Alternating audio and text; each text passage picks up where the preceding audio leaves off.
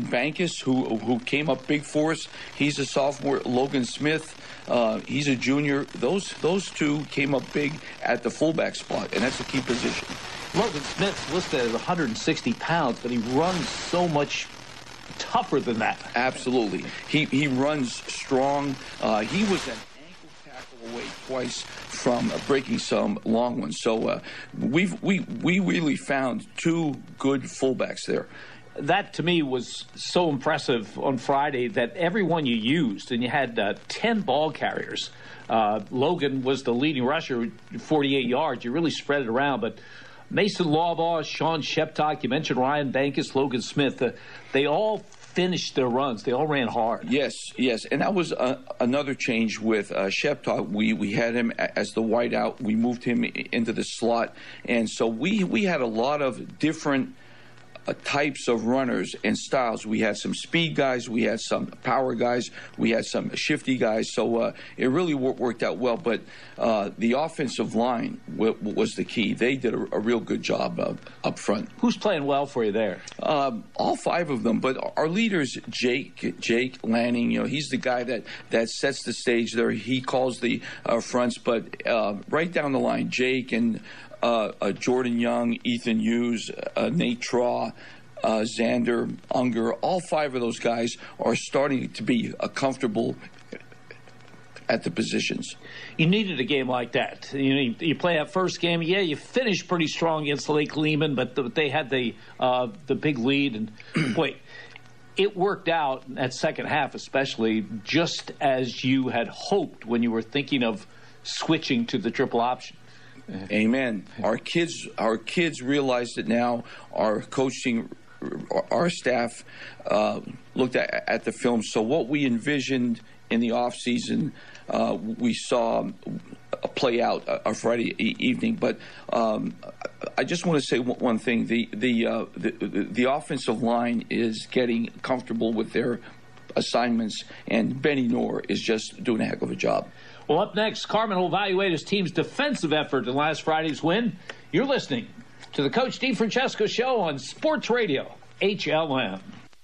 After serving their country proudly, the associates at J-Dog Junk Removal and Hauling are ready to serve their community and you directly. They bring their military standards of respect, integrity, and trust to your junk removal needs. Their services include light hauling, contractor cleanup, general labor services, hot tub removal, estate services, and many more. Contact them at 844-GET-JDOG or check out their reviews on Facebook and Google or stop by their homepage at jdog.com. Surprise that special someone with jewelry from J. Lilo Jewelers in downtown Bloomsburg. Lilo's is a full-service jewelry store offering one of the area's largest selections of diamonds, wedding bands, watches, sterling silver, and gold jewelry. Lilo's repairs jewelry and watches on site. You may also find that one-of-a-kind piece in the popular estate section. Come in and see Jeff for that special gift for that special someone for any occasion at J. Lilo Jewelers, 140 East Main Street, Bloomsburg. J. Lilo Jewelers wishes all athletes success this season. Northeast Pennsylvania, it's your home. And no matter what stage of life you find yourself in, what you rely on most is security. When that house becomes a home, the moment you get that new car, when your dreams become a reality, it's times like this when you have to look to the experts for advice and financial peace of mind. They're there with innovative products and services to help you with your financial future every step of the way. Together, they will help dreams and goals become reality. They are more than a bank. They're your neighbor. They are First Keystone Community Bank, member FDIC, and equal housing lender. You're listening to the Coach DeFrancesco Show, a conversation between Berwick Bulldogs head coach Carmen DeFrancesco and the voice of the Dogs, Jim Doyle, on Sports Radio, HLM. STA Stadium in Williamsport. The venue for tonight's game as the Bulldogs take on the Millionaires of Williamsport, who have opened the season with 2 straight wins. Tonight is their home opener. Well, Carmen, in the second half of your victory at Piston Area last week, you played defense by controlling the ball. You played defense on offense, and yet you still have to give credit to your defensive unit. I think there was 3 straight 3-and-outs for them, and the way you were moving the ball, that was key, wasn't it? Oh, yes, it was. And our guys were fresh, so that was a key point. But we had great pursuit. Week 1, we were misaligned a lot. We missed assignments, but overall the defense just improved drastically. One of my favorite plays for your defense on last Friday, P.J. Pisano, their quarterback, very athletic, as he showed on a touchdown run in the first half, but he was rolling toward your bench, rolling to his right, and he's caught from behind for a loss by Spencer Kishbaugh, who's coming from the opposite defensive end. That's a heck of a play. Oh, he made a heck of a play. He's only a sophomore. Spencer is learning the angles of pursuit.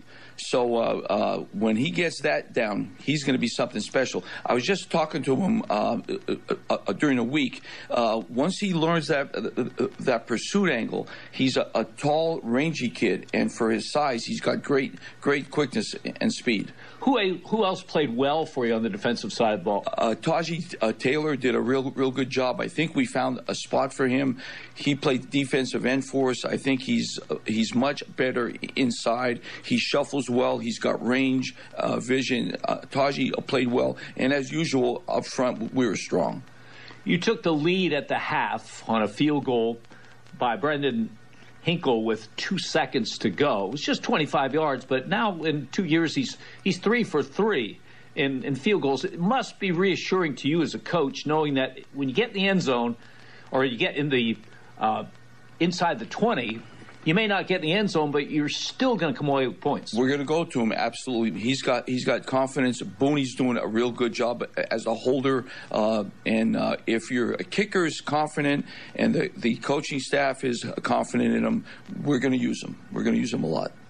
Carmen, I know when the game starts, you have a laser focus on the field. So what happens or what goes on or what is said behind you really is lost. But it had to be strange because Berwick's been playing football since 1888, and that, I believe, was the first game ever in which there were 0 Berwick fans. There were no tickets allotted to Berwick, none. So there was no band, no cheerleaders, not one single fan. How different is that? It's different. It's different. And I'll tell you what, it does affect you. You think you don't realize it, but as soon as you get on the field and the warm-ups, you're just looking around, and that's okay. But once you go back into the locker room and you come out for the kickoff, you get to the sidelines, and you can almost sense and feel that silence. You can actually hear the silence, and it's strange. It is. Well, hopefully by the end of this season that thing will be changed. Yeah. But tonight the Bulldogs face the unbeaten Millionaires of Williamsport.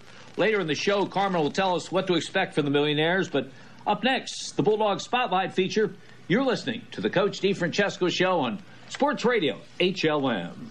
Red's Roofing, the roofing ninjas of Berwick, are your roofing experts for Luzerne, Columbia, and Montour counties. With 26 years of experience and great rates, why go anywhere else when Red's Roofing will get the job done right for your decks, siding, or roofing, specializing in metal and rubber shingles. Most roofing work is done in one day, so remember the name, Red's Roofing, the roofing ninjas. Call Red's Roofing, 752-4351. Owner Harry Titus, a proud supporter of the Berwick football team. We're Alexander Family Buick GMC in Bloomsburg, home of the Blaze Alexander lowest price guaranteed. Whether it's a new GMC Sierra 4x4, Acadia, or Terrain, or any of the full lineup of Buick SUVs, you'll get the lowest price guaranteed. We've got a huge selection of quality pre-owned vehicles too. Local one-owner cars, trucks, vans, and SUVs. Why shop anywhere else when you'll get the best selection, the best financing, and the most for your trade at Alexander Family Buick GMC in Bloomsburg. We're taking deals the other guys won't.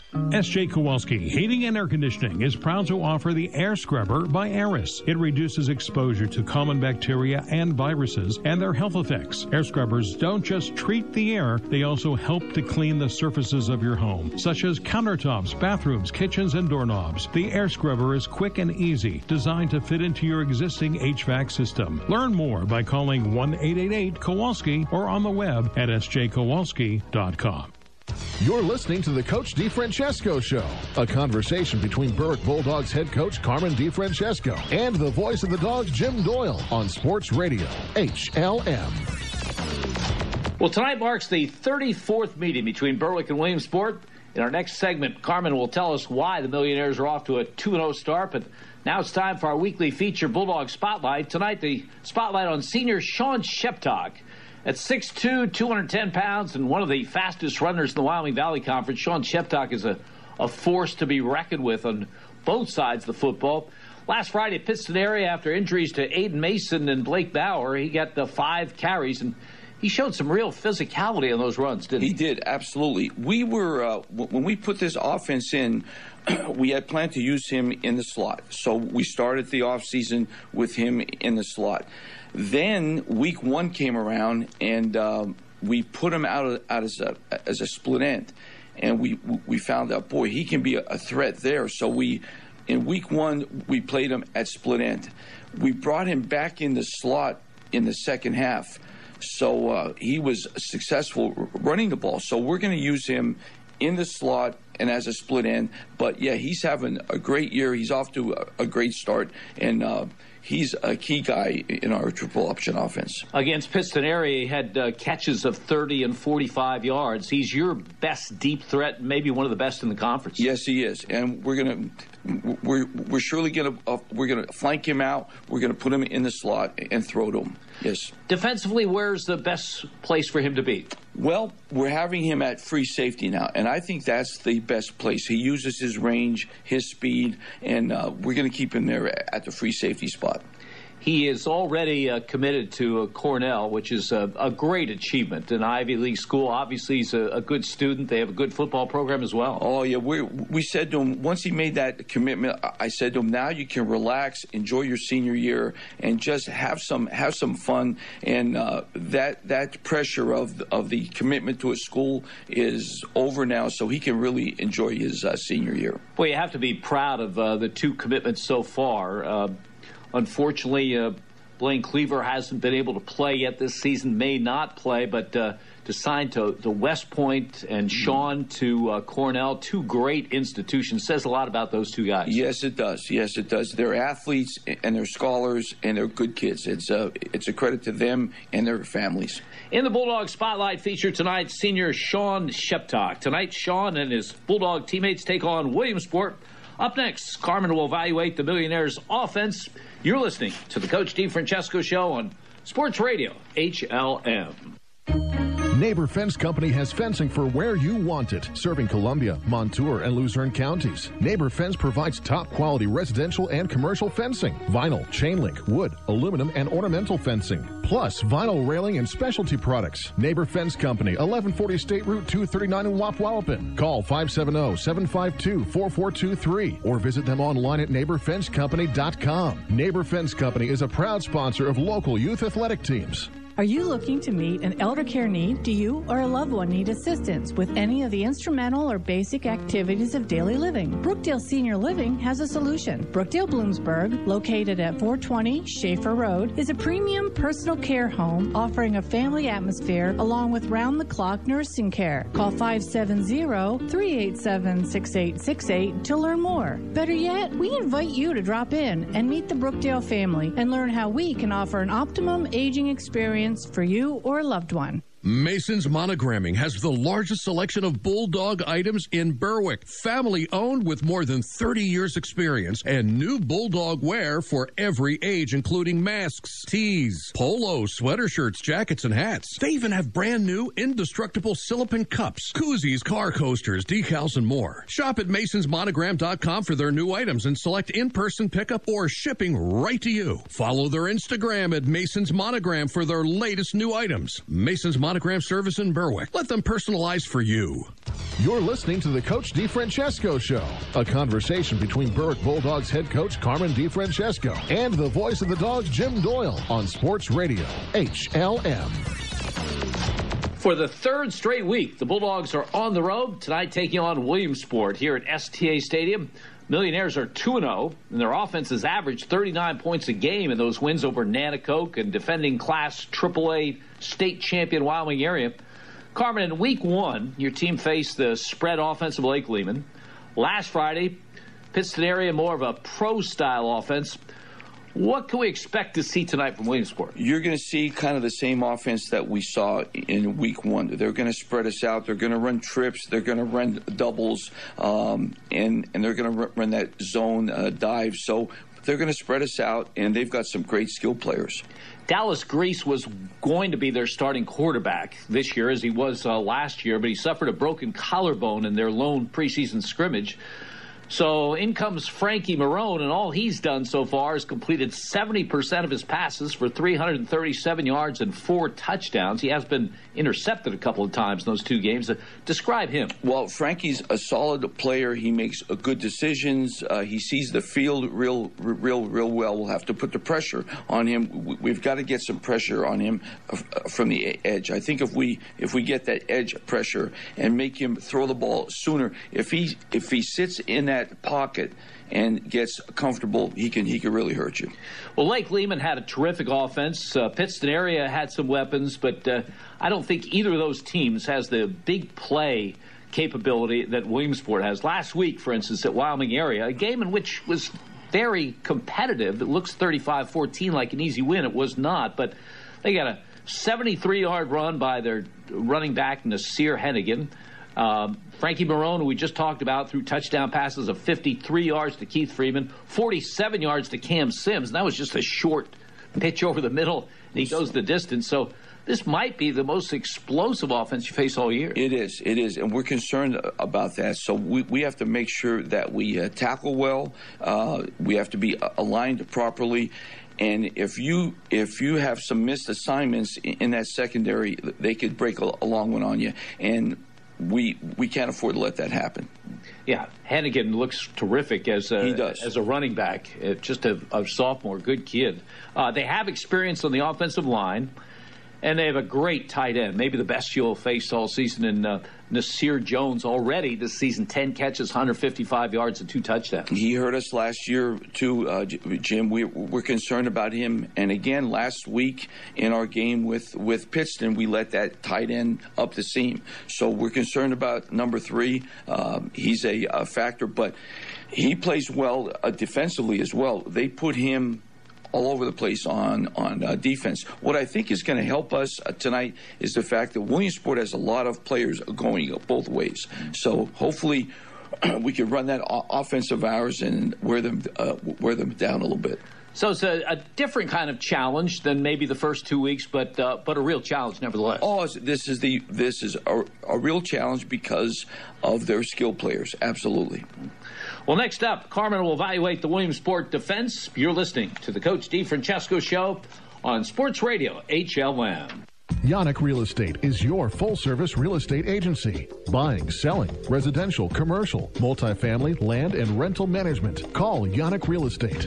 Owner Mike Yannick, a veteran himself, served his country and has been serving this area for decades. Mike and his staff will guide you through the real estate process. Veterans, be sure to check the VA loan options. Yannick Real Estate, your full-service real estate agency. 1232 West Front Street in Berwick. Call 759-3300. See the winning lineup of Chrysler, Dodge, Jeep, Ram, and also quality pre-owned vehicles at Bear Chrysler, Dodge, Jeep, and Ram in Berwick. They have a body shop and a full-service center servicing all makes and models, and they've been servicing your community for over 30 years. Bear Chrysler, Dodge, Jeep, and Ram has earned the highest possible ratings from Chrysler and the prestigious J.D. Power Award for Excellence. Need a truck? Bear has a vast inventory, including 2020 Ram Motor Trend Truck of the Year, or choose one of the 50 new Jeeps in stock. Bear Chrysler, Dodge, Jeep, and Ram, Pine Street in Berwick. Have you heard the buzz about Bazing? Discover the money-saving benefits of a new Bazing checking account from First Columbia Bank. You'll earn interest and save money with local and national shopping and dining deals. And that's not all. You'll also get cell phone protection, roadside assistance, prescription drug savings, and more. Plus, for a limited time, when you open your new Bazing interest checking, we'll thank you with a free pair of Century earbuds. Now that you know what the buzz is all about, make a beeline to First Columbia Bank and open your account today. Terms and conditions apply.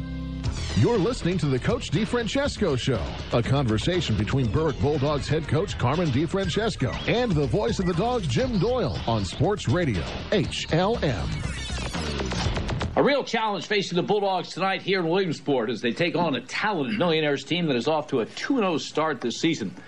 Carmen, Williamsport coach Charles Cruz lists his team's base defense as a 4-3. Will we see variations of that? We will. In week 1, we saw the 4-3. So last week, we didn't see the 4-3 at all. We saw a 5-2.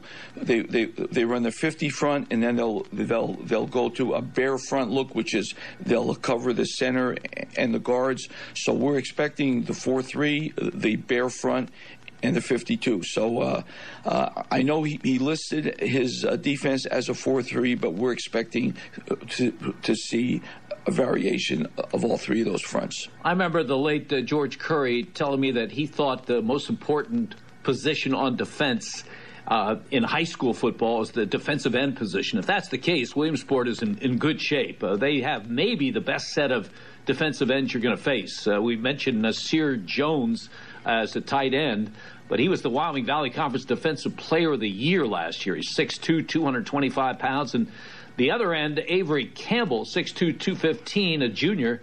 He's a talent in his own right. What kind of challenges do they present? Well, they present a big challenge because of the offense that we run. So when we run our triple option, they're going to probably be responsible for the QB. So Benny's going to have to get rid of that pitch and expect those defensive ends to be right in his face. When you play that 4-3, it's obviously a big advantage if you have a talent at that middle linebacker position. He didn't play last week because of injury, but number 23, Lajir Whaley, is their top returning tackler from a year ago. He's pretty good. Yes, he is. So if they run that 4-3 or that bare front, what we're going to look to do is Benny's going to be able to check out, and when they jam that middle up, we're going to sweep them. So we've been working on that all week, and hopefully we can make those checkouts at the line and be successful. With all that firepower that they have on offense that we talked about in the last segment, it would certainly be to your team's advantage to keep them off the field with your ball control offense. Sound like a plan? That's exactly our plan. That's exactly right. If we can play, Jim, the way we played last week and control the football, keep them off the field, wear them down a little bit, I think we can be real successful. You know, I think we had talked about this in the past. When you commit to a triple option, you have to kind of assume that there's going to be some times when the ball's on the ground, but you had so many carries last week, and the ball did not hit the ground. That's a tribute to your team. No, well, thank you very much. You know, we talked about this offense. There's four things that will hurt the offense. Number one is put the ball on the ground. Number two is if you can't move the action key.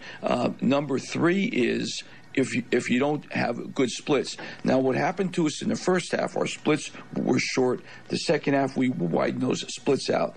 And number four, repetition. So last week in that second half, we had the good splits, control the ball, didn't turn it over, and move that key. So if we could do that tonight, we're going to be successful. Third straight road game. Boy, if you could get this one, a 2-1 start against three pretty good teams, that would be a great way to go in the home opener next week. Absolutely, and we're looking forward to it. Absolutely. Well, Carmen, thanks again for your time. Best of luck against these Millionaires tonight. Thank you very much, Jim. Join us again next Friday for another edition of the Coach DeFrancesco Show prior to the Bulldogs' home opener against Wyoming Valley West. Stay tuned now for Berwick at Williamsport football on Sports Radio HLM. You've been listening to the Coach DeFrancesco Show on Sports Radio HLM. Brought to you by First Columbia Bank and Trust, with you every step of the way. J-Dog Junk Removal and Hauling, veteran and military family owned and operated. S.J. Kowalski Heating and Cooling, the way the earth intended. J. Lilo Jewelers, 140 East Main Street in Bloomsburg. Mason's Monogram Service for all your Bulldog merchandise. Neighbor Fence Company, residential and commercial fencing. First Keystone Community Bank, yesterday's traditions, tomorrow's vision. Red's Roofing, the roofing ninjas of Berwick for all your home improvements. Yannick Real Estate, commercial and residential. Alexander Family Dealership, Central Road in Bloomsburg. And by Brookdale Senior Living, 420 Schaefer Road in Bloomsburg. Now, stay tuned for Berwick Bulldogs football on Sports Radio HLM. This is Berwick football coach Carm DeFrancesco. You are listening to Bulldogs football on Sports Radio HLM. Bloomsburg, Berwick, Danville. Sports Radio HLM presents Berwick Bulldogs football. Brought to you by First Columbia Bank and Trust, with you every step of the way. Forge Pub and Eatery, West 11th Street in Berwick.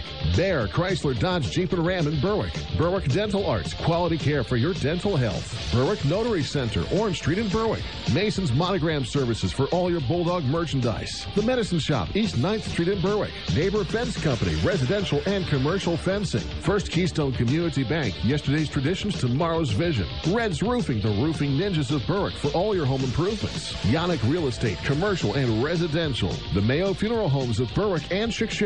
Your Berwick State Farm agents Lori Powell, Sean Black, and Melissa Price, hometown agents who understand Berwick's needs. Riverview Block Inc. of Berwick. Alexander Family Dealership, Central Road off Route 11 in Bloomsburg. Access Gymnastics Academy, East 7th Street in Bloomsburg. Romeo's Italian Submarines and Sasser's Sweet Stop, 1306 Orange Street, Berwick. Independence Ford, Route 11 in Bloomsburg. J-Dog Junk Removal and Hauling, veteran and military family owned and operated. Tri-County Lumber, South Poplar Street in Berwick. Welch's Towing and Repair, towing, recovery, and lockout services. S.J. Kowalski Heating and Cooling, the way the earth intended. Jeffrey McKinnon, financial advisor with Ameriprise Financial Services, Inc. With the right financial advisor, life can be brilliant. J. Lilo Jewelers, 140 East Main Street in Bloomsburg. And by Brookdale Senior Living, 420 Schaefer Road in Bloomsburg. Now with Andy Ulickney, here's the voice of the Dogs, Jim Doyle, on Sports Radio HLM. Good afternoon, everyone, from STA Stadium in Williamsport. Tonight, it's the Bulldogs against the Millionaires of Williamsport High School. I am Jim Doyle. I'm joined by Andy Ulickney. The producer of this broadcast is Raven Klein. Weekend number 3 of the 2020 high school football season, and for the third straight weekend, Berwick is on the road. A mixed bag of results so far for the Bulldogs this season. A 29-21 loss at Lake Lehman on opening night, and then last week, a 37-14 win at Pittston area. The good news coming out of that Lake Lehman game, even though it was a loss, was that Berwick came on strong and outscored Lake Lehman 21-7 in the fourth quarter to make it a game. Lots of good news from the Pittston area game, as Berwick completely dominated the second half, got that option offense going, that triple option, and racked up 289 rushing yards in that victory over the Patriots. The bad news for Berwick at this point is the injury situation has almost hit critical mass. Tonight, the Bulldogs will be without their starting center and long snapper, Jake Lanning.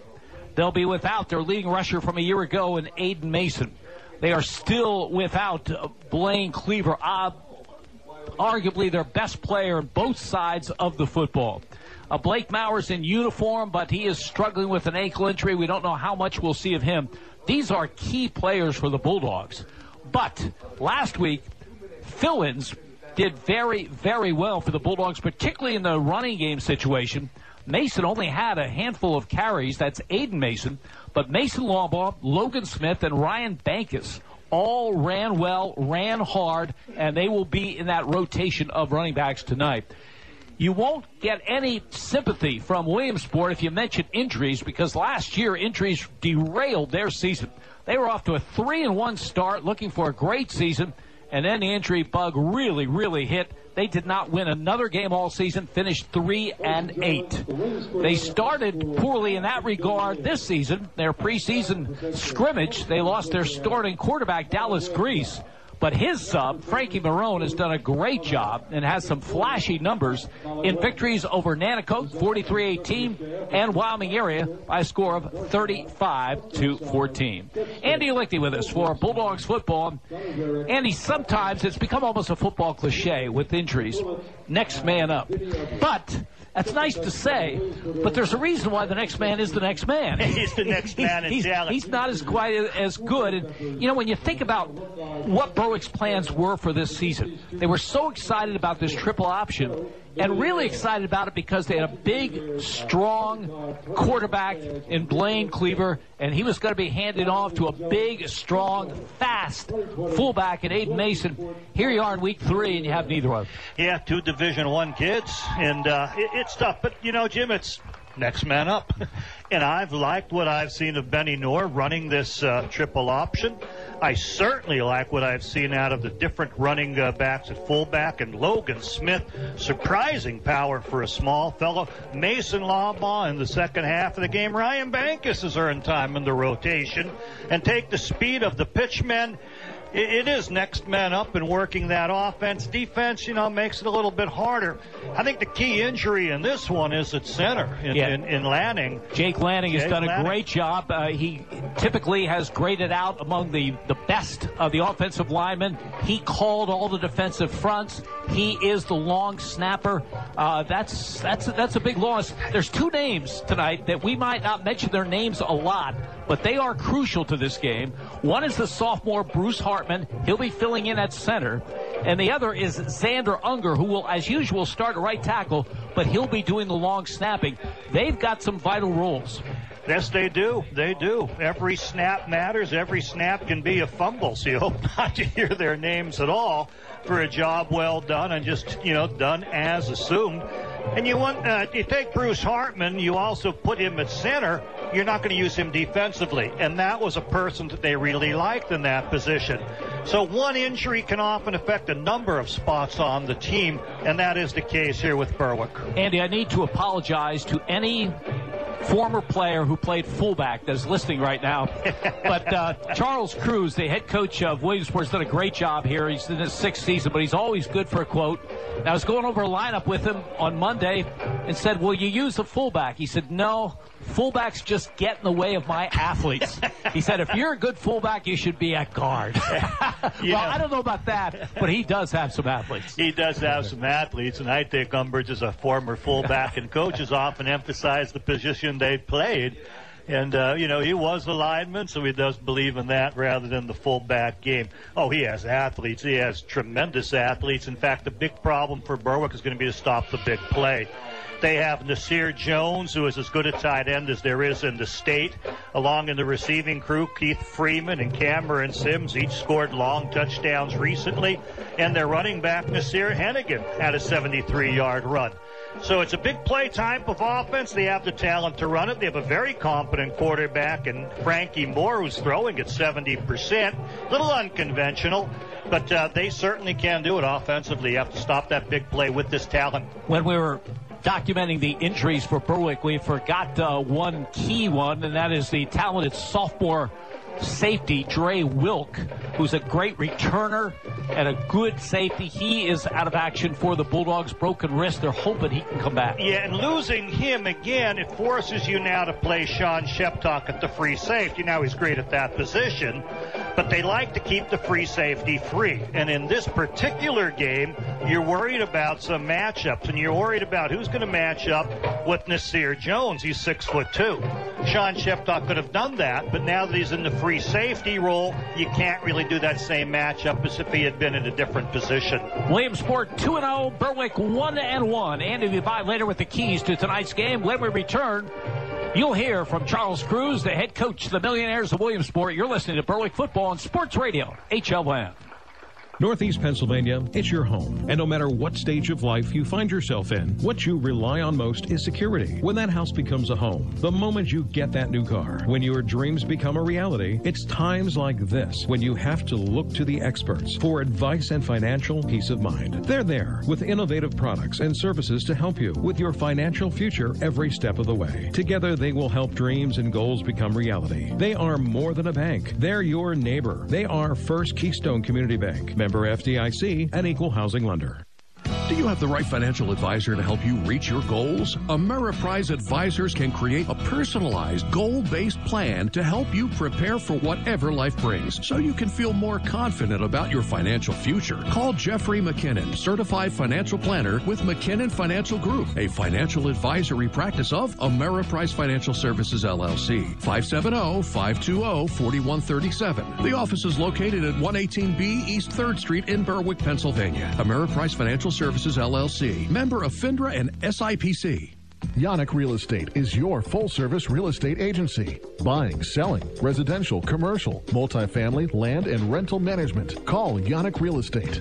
Owner Mike Yannick, a veteran himself, served his country and has been serving this area for decades. Mike and his staff will guide you through the real estate process. Veterans, be sure to check the VA loan options. Yannick Real Estate, your full-service real estate agency. 1232 West Front Street in Berwick. Call 759-3300. We're Alexander Family Buick GMC in Bloomsburg, home of the Blaze Alexander lowest price guaranteed. Whether it's a new GMC Sierra 4x4, Acadia, or Terrain, or any of the full lineup of Buick SUVs, you'll get the lowest price guaranteed. We've got a huge selection of quality pre-owned vehicles too. Local one-owner cars, trucks, vans, and SUVs. Why shop anywhere else when you'll get the best selection, the best financing, and the most for your trade at Alexander Family Buick GMC in Bloomsburg? We're taking deals the other guys won't. This is Berwick football coach Carm DiFrancesco. You are listening to Bulldogs football on Sports Radio HLM. Berwick Bulldog football. WHLM Bloomsburg. WBWX Berwick. HLM. Clear evening here at STA Stadium in Williamsport. Williamsport Marching Band entertaining. Their seniors were introduced earlier. Much earlier, the senior cheerleaders and players were introduced with their parents. You might think it odd that senior day is on the first home game of the season for the Millionaires, but a lot of schools are going that way because of the precarious nature of this season and not knowing whether there will be a final regular season home game. So we may see that at Berwick next week. Bulldogs, in their third straight away game, will play their home opener at Crispin Field next Friday night against Wyoming Valley West. Well, when Williamsport's starting quarterback, Dallas Grease, suffered a broken collarbone in the preseason scrimmage, junior Frankie Marone took his place. In the Millionaires' 2 wins to start the season, Marone has completed 70% of his passes, earning the praise of head coach Charles Cruz. Frankie is doing a very good job of taking what the defense is giving us. He's not being too greedy. He's not looking to force things. So he's just being very patient and letting the game come to him, which is good for, a quarterback who is not an experienced starter. Defensively, your team's been very, very tough so far this season. You've got a good front four led by those defensive ends, Nasir Jones and Avery Campbell. Tell us about that. You know that they like to get after it, you know what I mean? Of course, there's not a defensive end in history who doesn't like to rush the passer, but in order to get to that pass rush situation, you got to play the run first. So, we got to be great on first and second down so that, we can pin our ears back on third down, and we try to keep reiterating that to them. And so far, they've been listening. After 2 wins on the road, you get your home opener against Berwick. What concerns you about that? They have an aggressive physical mindset, on both sides of the ball. And it's, as a football fan, it is refreshing to see. I love to see, those guys just get after it, and I'm looking forward to, having that atmosphere. They're playing the triple option this year for the first time. What's the keys to containing that? You just got to be disciplined and do your job. If you got quarterback, hit the quarterback. If you got pitch, run the pitch. If you got dive, go to dive. The triple option puts all the pressure on the defense. Hey, we're not going to block you two guys, and if you're not fundamentally sound, then we're going to gash you. Because the moment you got 2 people on the dive, there goes a quarterback. Or the moment you got 2 people on quarterback, here comes the pitch, you know what I mean? And everybody runs to the pitch man, then the quarterback puts his foot in the ground and gets north and south, So we really have to be just fundamentally sound and disciplined, which is tough to do consistently for 15, 16, and 17-year-olds. Hell, it's tough for 50-year-olds to be that way sometimes. That's Charles Cruz in his 6th season as the head coach of the Millionaires of Williamsport. The Westchester grad has done a great job here. His overall record, despite that losing season last year, 35-25, and you have to look at what was going on before he got here. Prior to his arrival in 2015, Williamsport had just 2 winning seasons and 3 winless seasons since 2002. In the 4 seasons prior to him coming here, their overall record was 8-32, so he really had to build the program, and it didn't take long. In his 2nd season, they went 12-2. Millionaires off to a good start. 2-0 wins over Danacoke and Wyoming area coming to this game against the Bulldogs tonight. Berwick against Williamsport. We'll check the starting lineups when we return. You're listening to Bulldogs football on Sports Radio HLN. Forge Pub and Eatery on 11th and Mulberry in Berwick is where you need to go when you want a delicious homemade meal. Even the salad dressings are scratch-made. Open every day at 11 with free delivery to the Berwick area. And check out their Facebook page to get the daily specials. They have a full bar, 10 beers on tap with 5 rotating seasonal brews, and an extensive selection of domestic and craft beers. It's the perfect place to go out with colleagues or for date night. Forge will always impress. Forge Pub and Eatery in Berwick is a proud supporter of the Berwick Bulldogs football team. Are you looking to meet an elder care need? Do you or a loved one need assistance with any of the instrumental or basic activities of daily living? Brookdale Senior Living has a solution. Brookdale Bloomsburg, located at 420 Schaefer Road, is a premium personal care home offering a family atmosphere along with round-the-clock nursing care. Call 570-387-6868 to learn more. Better yet, we invite you to drop in and meet the Brookdale family and learn how we can offer an optimum aging experience for you or a loved one. Have you heard the buzz about Bazing? Discover the money-saving benefits of a new Bazing checking account from First Columbia Bank. You'll earn interest and save money with local and national shopping and dining deals. And that's not all. You'll also get cell phone protection, roadside assistance, prescription drug savings, and more. Plus, for a limited time, when you open your new Bazing interest checking, we'll thank you with a free pair of Century earbuds. Now that you know what the buzz is all about, make a beeline to First Columbia Bank and open your account today. Terms and conditions apply. S.J. Kowalski Heating and Air Conditioning sells comfort. Since 1972, S.J. Kowalski understands the importance of doing business locally. They service what they sell and take pride in customer satisfaction. S.J. Kowalski is a trained comfort specialist, a Lennox dealer, and they are Northeastern Pennsylvania's premier dealer of Mitsubishi ductless mini-split systems. S.J. Kowalski also sells and installs energy-efficient Renai water heaters and geothermal systems. Call 1-888-KOWALSKI and ask about special promotions and zero-interest financing. This is Berwick football coach Carm DiFrancesco. You are listening to Bulldogs football on Sports Radio HLM. Berwick Bulldog football. WHLM Bloomsburg. WBWX Berwick. HLM. A matchup tonight of two of the winningest programs in the history of Pennsylvania State High School football. Berwick's win at Pittston area last week. The program's 826. They are third all-time in the history of the state, trailing only second place Easton and first place Mount Carmel. And Williamsport's win at Wyoming area against the defending AAA state champions, their program's 719th win. Williamsport is 7th all-time in the history. So two heavyweights going at it tonight. Here's the starting lineup for the Bulldogs. At the wide receivers, we'll see number 19, Peyton Williams, 6'1", 185, a senior. And number 20, Braden Boone, a 5'8", 150-pound junior. Williams with 2 catches through the first 2 games of the season, and Boone with 3. That offensive line at the left tackle, number 56, Nate Traw, 5'10", 190, a senior. The left guard is big number 61, Ethan Hughes, 6'3", 295, a senior. We mentioned the injury to Jake Lanning, the starting center. Filling in his spot, the sophomore by the name of Bruce Hartman. He wears number 51, 5'11", 225 pounds. He's played a lot on defense through the first 2 games of the season. And talking to line coach Bob Krupp before this game about Hartman, he really, really likes the kid and thinks he will do fine. He has all the confidence in the world, but a lot of responsibility for Hartman here tonight, that starting center spot. The right guard will be number 77, Jordan Young. He is 6'1", 240 pounds, a senior. The right tackle is number 70, Xander Unger, 6'3", 250, a junior. And in addition to his blocking duties from that right tackle spot, he will be filling in for Jake Lanning, doing the long snapping for punts and place kicks. The quarterback is number 17, Benny Knorr, 5'10", 175, a junior. Bulldogs with that triple option offense don't throw it a lot. He has thrown it 25 times in 2 games, has completed 11 for 148 yards.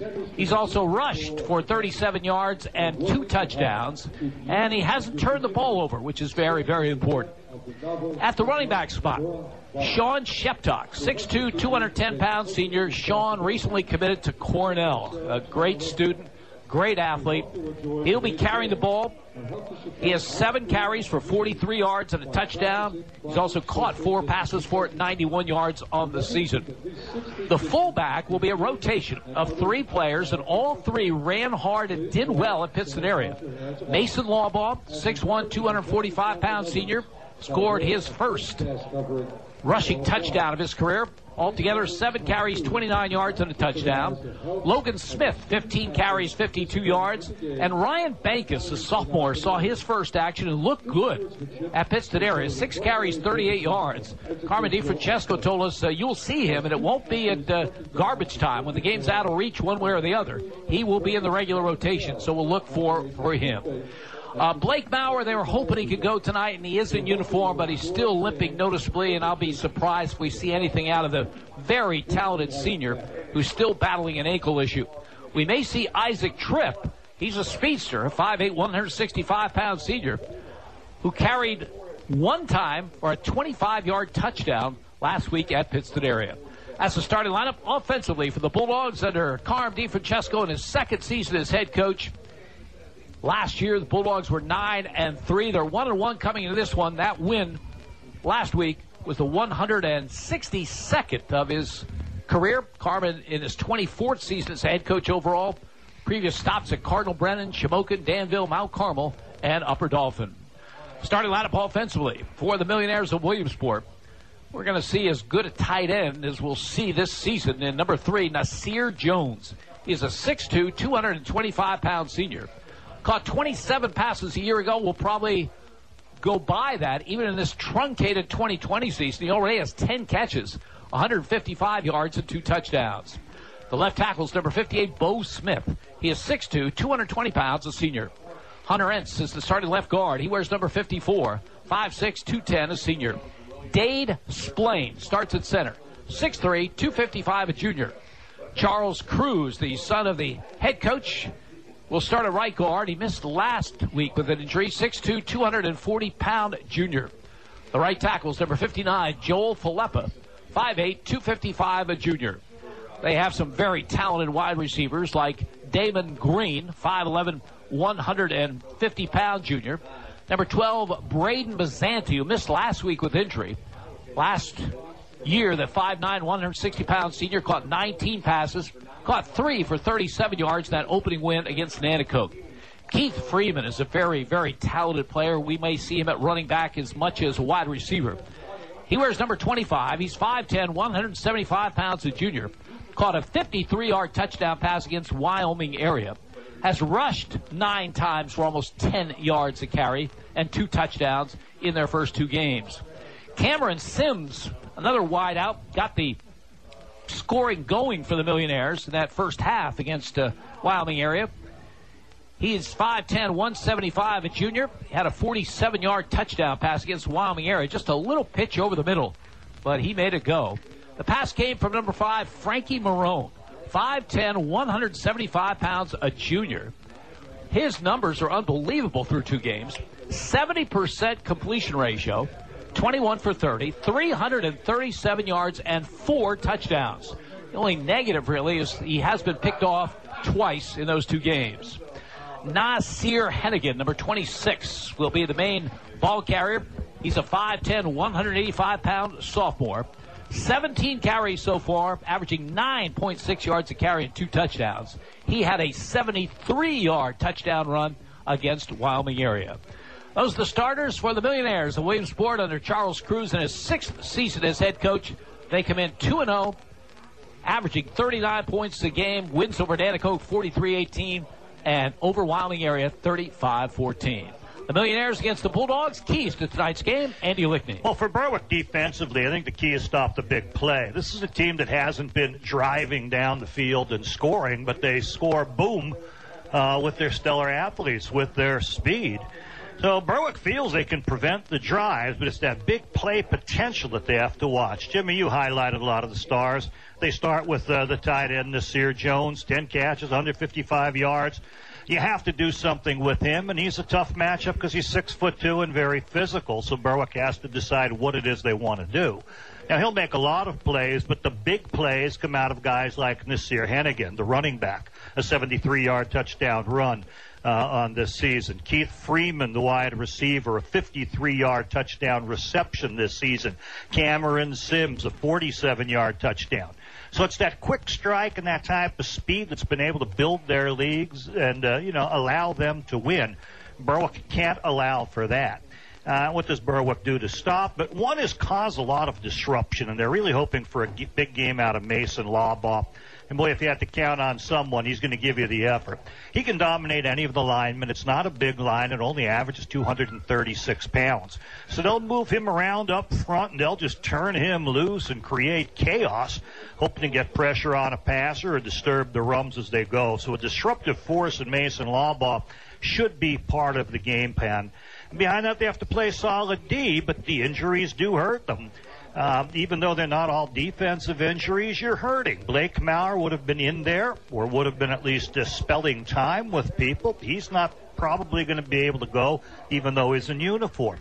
You won't see Bruce Hartman defensively, and he played some stellar defensive tackle, but he has to focus at offensive center. And with Dre Wilk out, well, you got to move Sean Sheptock to his position, and you can't use him in the matchup you'd like with Nasir Jones. So some juggling when you go.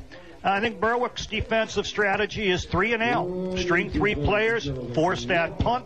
The other way to limit plays for this team, keep the ball on offense. Use that triple option. Have ball control, maintain time of possession, and limit the number of opportunities that Williamsport has. The fewer snaps, the fewer chances for the big play touchdown. Flip it around with Berwick on offense. They're going to work that veer. Call it the veer, call it the triple option, whichever way you want to go. It's a little unique to Berwick. It's more with the wings coming in half motion as the pitch man. So I don't know if any of the stereotypical option words fit it. But the first thing is to ride that fullback. And, boy, they've shown great fullback play. Early in the season, we saw Aiden Mason, and despite his injury, Logan Smith, Mason Lawbaugh, and Ryan Bankus have all proved stellar. So ride that fullback and hope that you can do it there.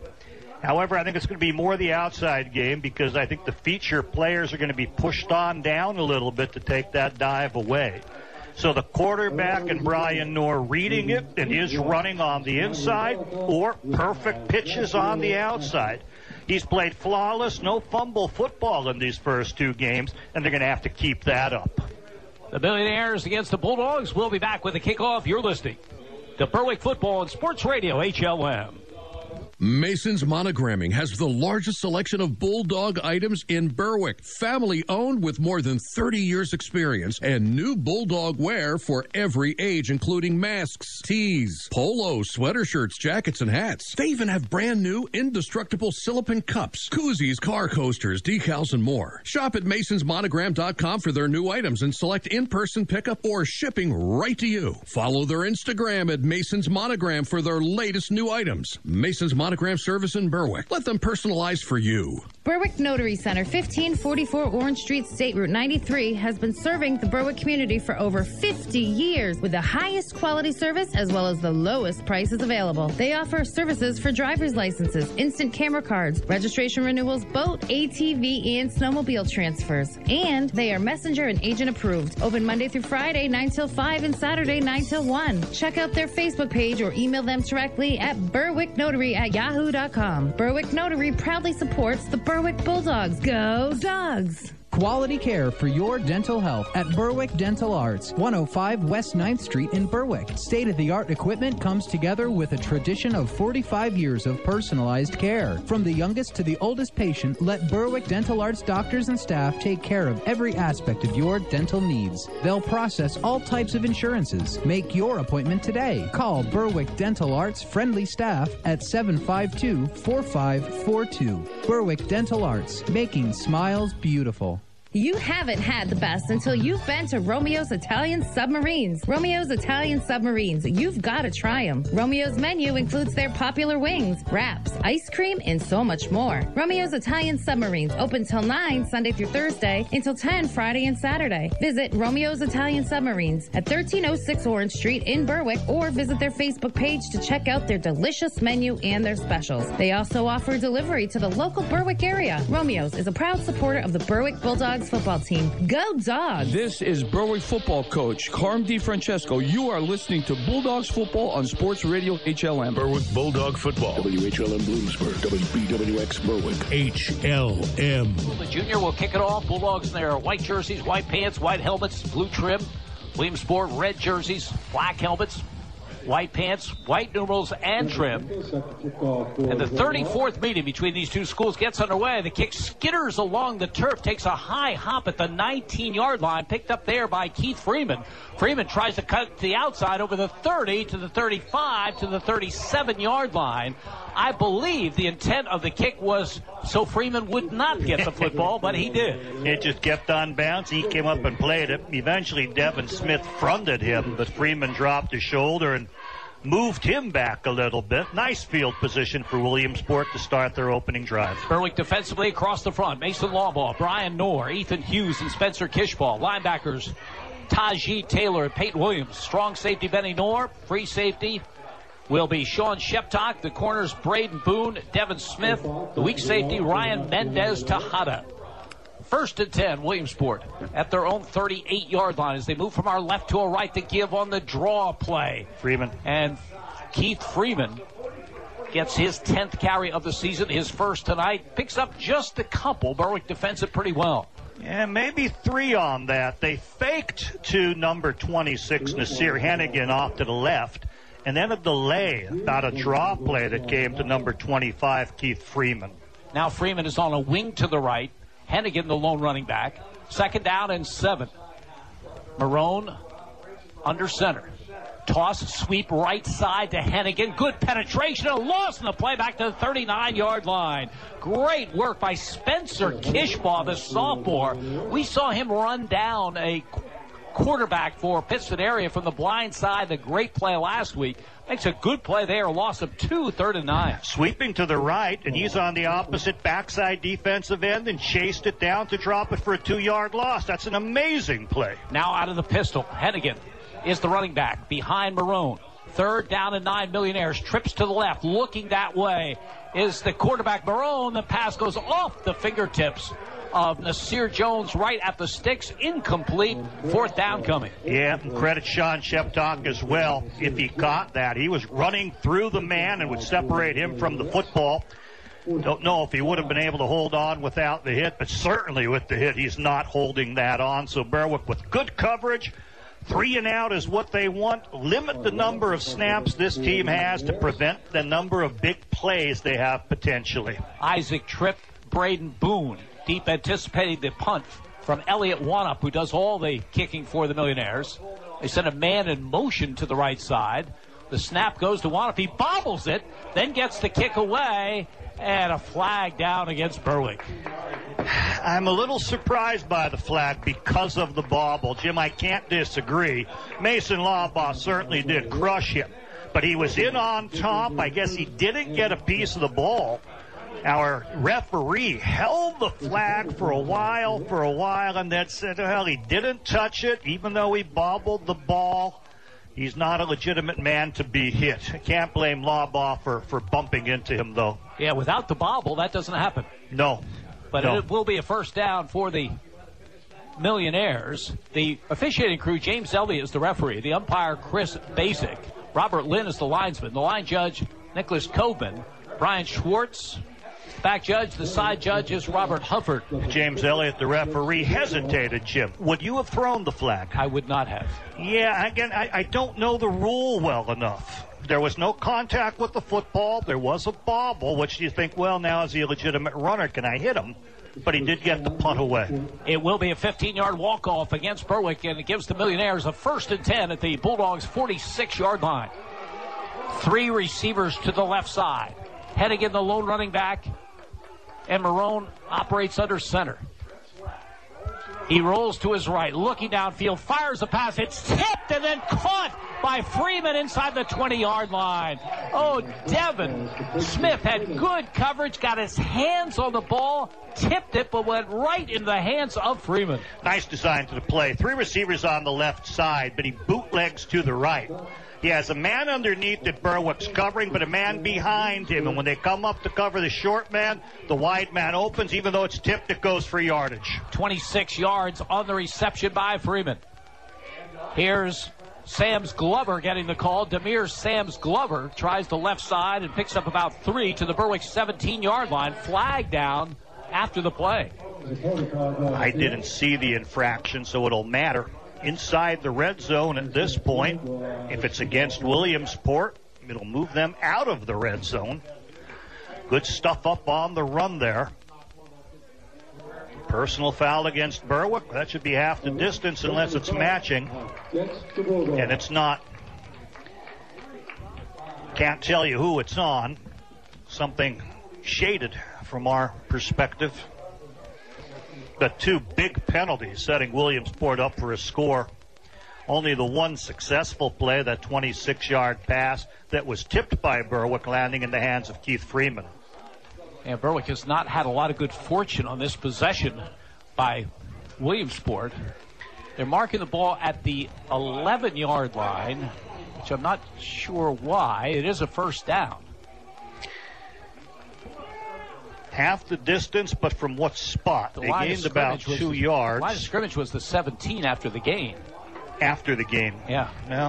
From the 11, 1st and 10, Williamsport. Sam's Glover is the lone running back. Marone gives to him, and he's brought down for a loss at the 15-yard line. Wonderful, wonderful play by Spencer Kishbaugh, Jim. He came in. They wanted to run it up inside, but Mason Lawball was there. Instead, he wanted to plant and turn it away, but oh boy, you weren't getting away from Spencer Kishbaugh. 2nd and 13, back at the 14-yard line. 3 receivers to the left. Sam's Glover is the running back to the right of Marone. Takes the snap, back to throw, fires to Freeman. Freeman makes the catch, is hit hard down around the 5, maybe the 6-yard line. Shot Sheptock in there. Also seeing linebacker Taji Taylor zoning in that area. They'll get about 8, yeah. To the 6-yard line, bring up 3rd down and 5, Millionaires. Now they've got a running back to either side of Marone, who operates out of the shotgun on the 3rd down. He fakes handoff, and he rolls to his left, and he fires to Nasir Jones, wide open for the touchdown. All the running action going to the right. Marone rolls left and hits the big tight end for a Williamsport score. Real nice design to the play, Jim. As the quarterback bootlegged to the left, the tight end kind of bootlegged with him from right side over to the left and then went inside, and no one was able to follow him behind the line of scrimmage into coverage. 3rd touchdown receptions of this early season for Nasir Jones. Elliott Winnip will attempt the extra point. Snap placement. Kick is up, and the kick is good. Time out on the field. 8:52 to go, opening quarter. Williamsport 7, Berwick nothing. You're listening to Bulldogs football on Sports Radio HLN. IndependenceFord.com is officially announcing the biggest pre-owned vehicle sale in Independence Ford's 35-year history. Huge discounts, great trade values, and the lowest interest rate in years. If you need a vehicle, now is the time. Need a deal on a new vehicle? How about 0% for 84 months on 2019 F-150s? And ask about their lifetime oil change program on all new car sales. Now is the time to shop IndependenceFord.com. Independence Ford, 3101 Columbia Boulevard. Better people, better prices. This is Berwick football coach Carm DiFrancesco. You are listening to Bulldogs football on Sports Radio HLM. Berwick Bulldog football. WHLM Bloomsburg. WBWX Berwick. HLM. Williamsport's on the board first. Some bad fortune for Berwick on the Millionaires' first possession. 15-yard penalty on the punt by the Millionaires. Then a tipped pass goes for 26 yards. and a personal foul against Berwick sets up the Millionaires. And then that man, Nasir Jones, with his third touchdown reception of this still young season. Great design on that play, Jim. I mentioned Nasir Jones is backside. As the quarterback rolls left, he becomes behind the line of scrimmage with him and then flares out of the backfield the same side. Lineup will kick off, and Devin Smith will field it up the middle at the 11-yard line to the 15, to the 20, the 25, the 30, and over the 30 at the 32-yard line. So Berwick will have a pretty good field position. They'll start against a Williamsport defense that will see two terrific defensive ends, Nasir Jones and Avery Campbell. Some interior linemen and Dave Splain and Joel Filippa. Their inside linebacker, when they usually go with the 4-3, is Legier Whaley, but he's out for the second game with an injury. We'll see people like Nasir Hennigan, Riley Bauer, Steven Jefferson in the secondary, Damon Green and Demir Sams Glover at the corners, Keith Freeman and Roman Marone at the safeties. Normally a 4-3 look with that outstanding middle linebacker who's out, Jim, but we're expecting to see more of a 6-2 look. That'll push those great defensive ends down into tackle positions. From the 32-yard line, the give is to Logan Smith, and Smith, running hard, extends the body over the 35 to the 36. Pick up a 4 in the first down carry by Logan Smith. Sebastian Robinson, one of the inside linebackers, getting in there. But a 4-yard gain for Logan Smith is a win for Berwick with this ball control offense. Last week at Pittston area, Berwick played it to perfection in the second half. Pittston area had 3 plays in the entire third quarter. Slot to the right. Wide receiver to the left. In motion comes Sheptock to the right. The pitch is to Sean Sheptock, looking for some running room. Sidesteps one man and another, has the first down and then some out near midfield. Sean Sheptock, who has great speed, but that time showed some nifty moves, picking up a 14 yards and a Berwick first down. It was played really well. It had to be pitched quickly before he can get down to where he wanted to read it. But the man was on top, so it's a quick pitch. And the man who was there to play the pitch was in position. Peyton Williams wanted to block him, but he would have clipped him, blocked him from behind. He had to hold off. But then the great speed of Sean Sheptock bounces around that and turns it into a nice game. From midfield, Bruce Hartman filling in for Jake Lanning. Center over the football. Sheptock in a slot to the left side this time. Logan Smith is the running back. He gets the call and nothing doing. Brought down right about the line of scrimmage, maybe even lost a half yard. Dave Splain. They're playing with the nose guard, Jim, and I would play with one as well. The reason is the normal center, Jake Lanning, is not in there. I would want a big presence to sort of attempt to intimidate that nose guard. Hope for some bad snaps. So while we thought we'd see a little bit of a 6-2, they are playing a 52 to use that nose guard, hoping to upset the young center. 2nd and 10. A wing to either side. Logan Smith again, the running back behind Benny Knorr. Knorr gives straight ahead. Quick hitter. This time there's a little bit of running room for Smith as he gets to the Williamsport 46-yard line. Picks up about 4. 3rd down and 6. Boy, just hits it so quickly. Finds the least bit of daylight and knifes on through. 6 yards, probably a passing situation for Benny Knorr. Ball is toward the right hash. Wide side of the field would be here toward us on the near side, his left. Knorr trotted to the sideline to get the play from head coach Carmen DiFrancesco. In a wing to either side. Logan Smith is the running back behind Benny Knorr, who operates under center. Here's a 3rd and 6 at the Williamsport 46-yard line. In motion comes Sheptock. A toss sweep to him, hit behind the line, and cannot get back to the line of scrimmage. He'll lose a half yard back to the 47. 4th down, Bulldogs punt team will come on. Demir Sams Glover is playing defensive end and playing contained. He came upfield very, very well, and this time Sheptock just didn't have room to get up and around him. Lucky to get yardage at all or near the line of scrimmage. Sean Sheptock has such great speed. We will see that quick pitch again. The snap is a good one. The kick is away.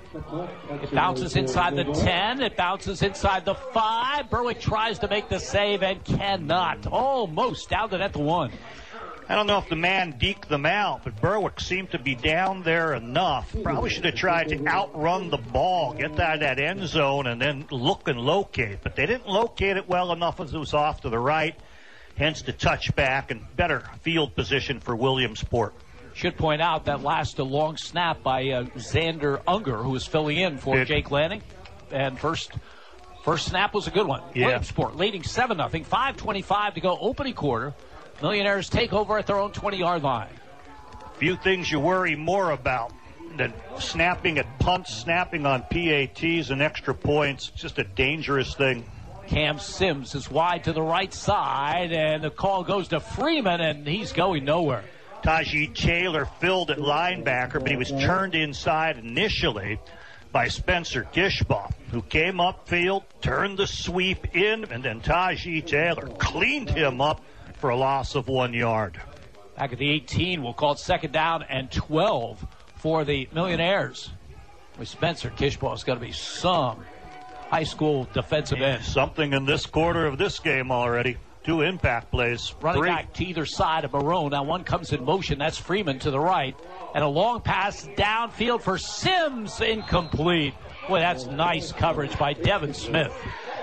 You know, I don't even know if he knew the pass was coming, but he saw that Sims was running down, and he ran with him. And as Sims tried to get to the ball, his body was in the way. So he stayed with him man for man. Quarterback Frankie Marone has nice numbers, Jim, but a unique type of passing ability. I think his hand is a little small, so his throwing motion just looks a little bit awkward, but he got it out there. 3rd down and 12. Millionaires at their own 17. Hennigan is the running back in the pistol movement along the line. Both lines looking like, oh, we shouldn't have done that. So we'll see what the referees say they did. Yeah. They're calling it offside against Berwick. Nasir Jones had his head down like, I can't believe we did that. Nah, 5 yards still won't matter. It's still going to be 3rd and about 8 instead of 3rd and 13 or so. But Berwick would have preferred the even longer passing situation. So it'll be 3rd down and 7. Millionaires at their own 23-yard line. Quarterback not really a threat to run, Jim, and that's a weapon you can take away from the arsenal. It often can hurt you in a situation like this. Jones wide to the left. Marone fires over the middle. Incomplete. The pass intended for Keith Freeman. And nice coverage by Sean Sheptock. There is a flag down the play. This one's going to go against Berwick, and it's going to be a 1st down Williamsport. Thrown near the pocket. I didn't see anyone hitting the quarterback late, but, you know, they get a little frisky in there. They get amped up and make things happen. Is it going to be a personal foul or a roughing the quarterback? Did you see the signal, Jim? I saw it, but it was neither of those. I thought they just pushed Williamsport's sideline back. But now, boy, Berwick killing themselves with penalties in this opening quarter. And the personal foul types are unforced. You're just giving this team, the team you want to limit the number of plays so that you can limit the opportunities for big plays. You're just giving them a 1st down again.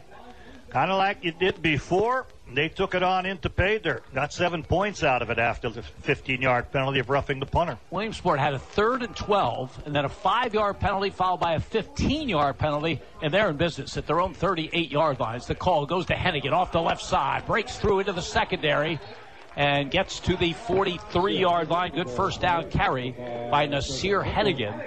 And Berwick player down on the play. Got a little head of steam, and a number of people reached with their arms but couldn't hold him in. Broke the arm tackles at the line of scrimmage before Peyton Williams does run him down. But a 5-yard gain on that. 4:26 to go in the opening quarter. Williamsport 7, Berwick nothing. You're listening to Bulldogs Football and Sports Radio HLN. Welsh's Towing and Repair proudly supports the Berwick Bulldogs and wishes them a successful year. Welsh's Towing and Repair has a long tradition of helping. You can call Welsh's 24/7 at 759-9737 if you are in need of a tow, jump start, tire change, are locked out, or to request them on scene if you're in an accident. Welsh's accepts all major insurance and motor clubs, and they offer all types of preventive maintenance and state inspections for cars, trucks, and motorcycles. Welsh's Towing and Repair, South Mercer Street in Berwick, and at their South Center Storage Facility, Columbia Boulevard. Boulevard in Berwick. This is Berwick football coach Carm DiFrancesco. You are listening to Bulldogs football on Sports Radio HLM. Berwick Bulldog football. WHLM Bloomsburg. WBWX Berwick. HLM. I mentioned before the game that Berwick's injury situation had hit critical mass. It's gone beyond that now. Tajee Taylor, their leading tackler in the season from a linebacker position, was helped off the field. So Tristan English replaces him. Williamsport 2nd down and 5 at their own 43. 4:26 to go in the opening quarter. Millionaires lead the Bulldogs 7-0. Mason Lawbaugh not in either. The give off the right side. Benny Knorr makes the stop, but not before Hennigan gets a first down out near midfield. Yeah, they got it going. Berwick giving them opportunity after opportunity. And they were playing staunch defense, but then late in drives, penalties. And nonsense penalties. Good news, Tajee Taylor right back in there for the Bulldogs at that linebacker spot. 1st and 10, Millionaires from their 49. Nasir Jones, who caught that touchdown pass, so versatile. They have him on a wing now. He'll play tight end. They'll split him wide as Marone awaits the shotgun snap. Freeman comes in motion toward the line of scrimmage, takes the handoff, jet sweep, tries the left side. Berwick's up to the task. He'll get over midfield, but not much, to about the Berwick 49, maybe the 48. Boy, big Ethan Hughes read the play, grabbed him around the shoulders, and twisted him down. 295-pounder showing some agility. Doing a nice job on that. 2nd down and 8. Williamsport in Berwick territory, trying to add to their 7-0 lead with 3:35 to go in this opening quarter. Repeating number 1, Mason Lawbaugh, not in defensively. Jim, he gets himself wound up a lot. They might want to cool him down a little bit. 3 receivers to the right for Marone, who takes the snap, and he's back to throw, and he fires, and he has the man, Nasir Jones. Berwick all over him at the 45-yard line, limiting it to a short gain. Sean Sheptock came up very strong from free safety. I think when he's back there, he's going to notice where is Nasir Jones each play. He saw the quarterback step and throw, broke immediately. But Nasir Jones, despite people coming from every angle to make a hit on him, holds on to the ball. 3rd down and 4. Millionaires just inside the Berwick 45-yard line. Hennigan is the lone running back behind Marone, who's under center. Gives it to Hennigan up the middle. Gets a couple, but won't get the first down. Gets to about the Berwick 42-yard line. Across the 50. Yeah, where will the spot be? I think a very generous spot, Jim. 42-yard line, so it's going to be a 4th and 1 for the Millionaires. Not the biggest or strongest offensive line, but you're in a good position of the field to take a chance, and they will.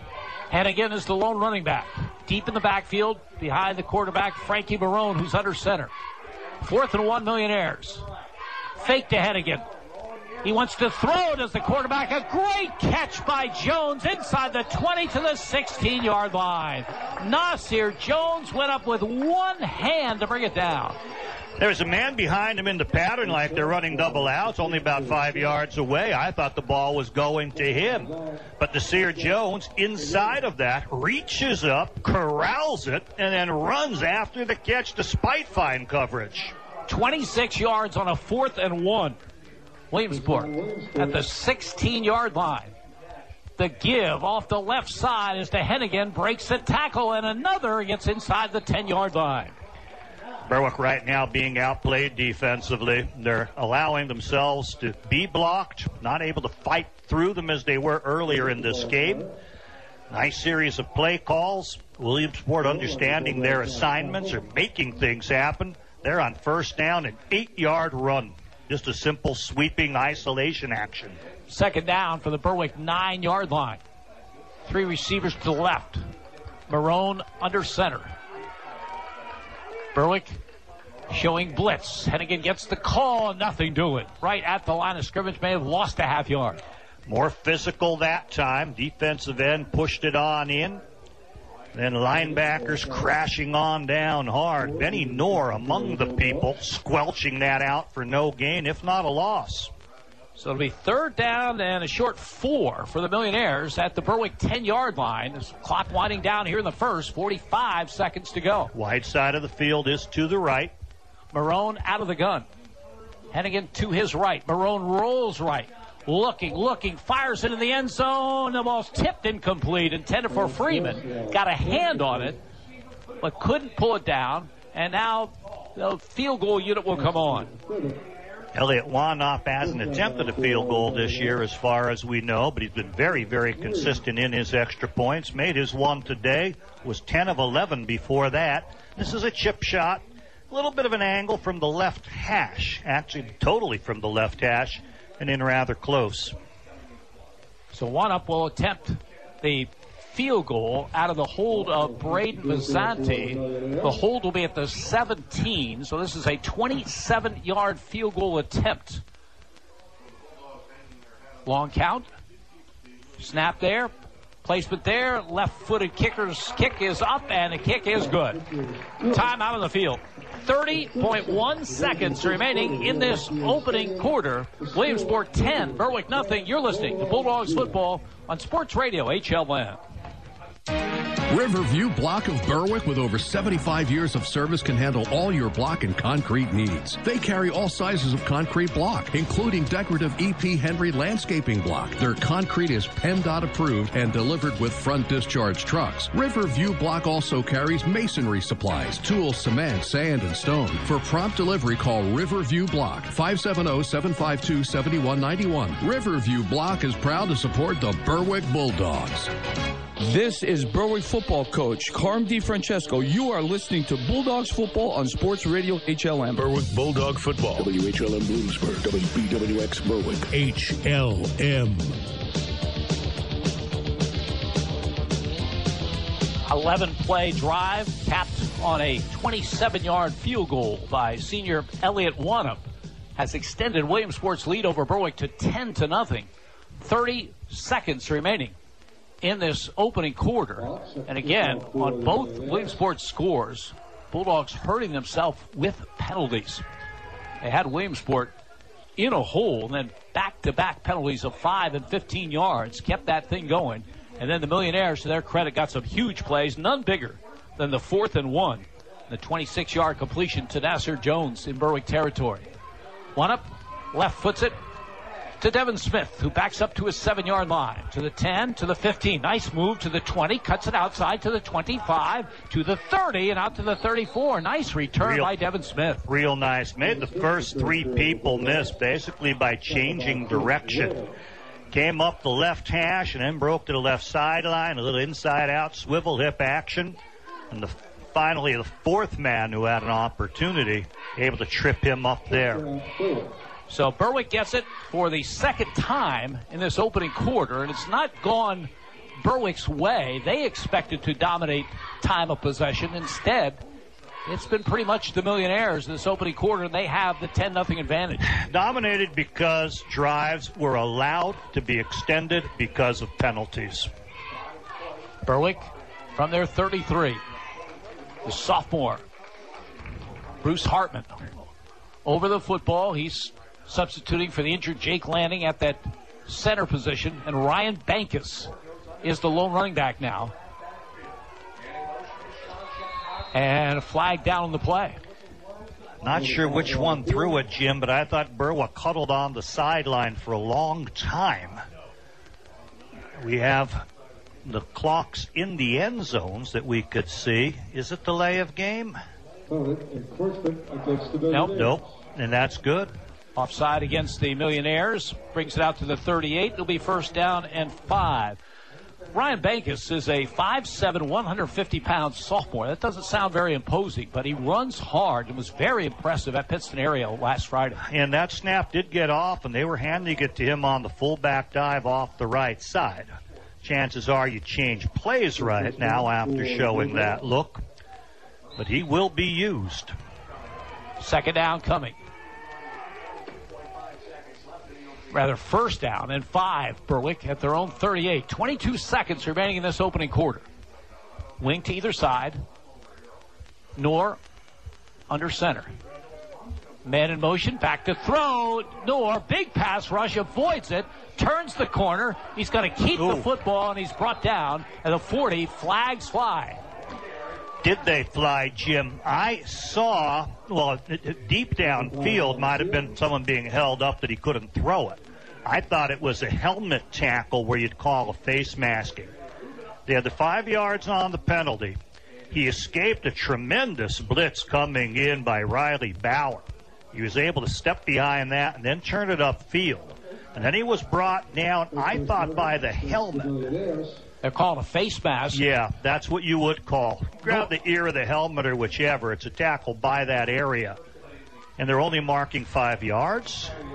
It will be a first down out at the 44-yard line. I think that's very lenient.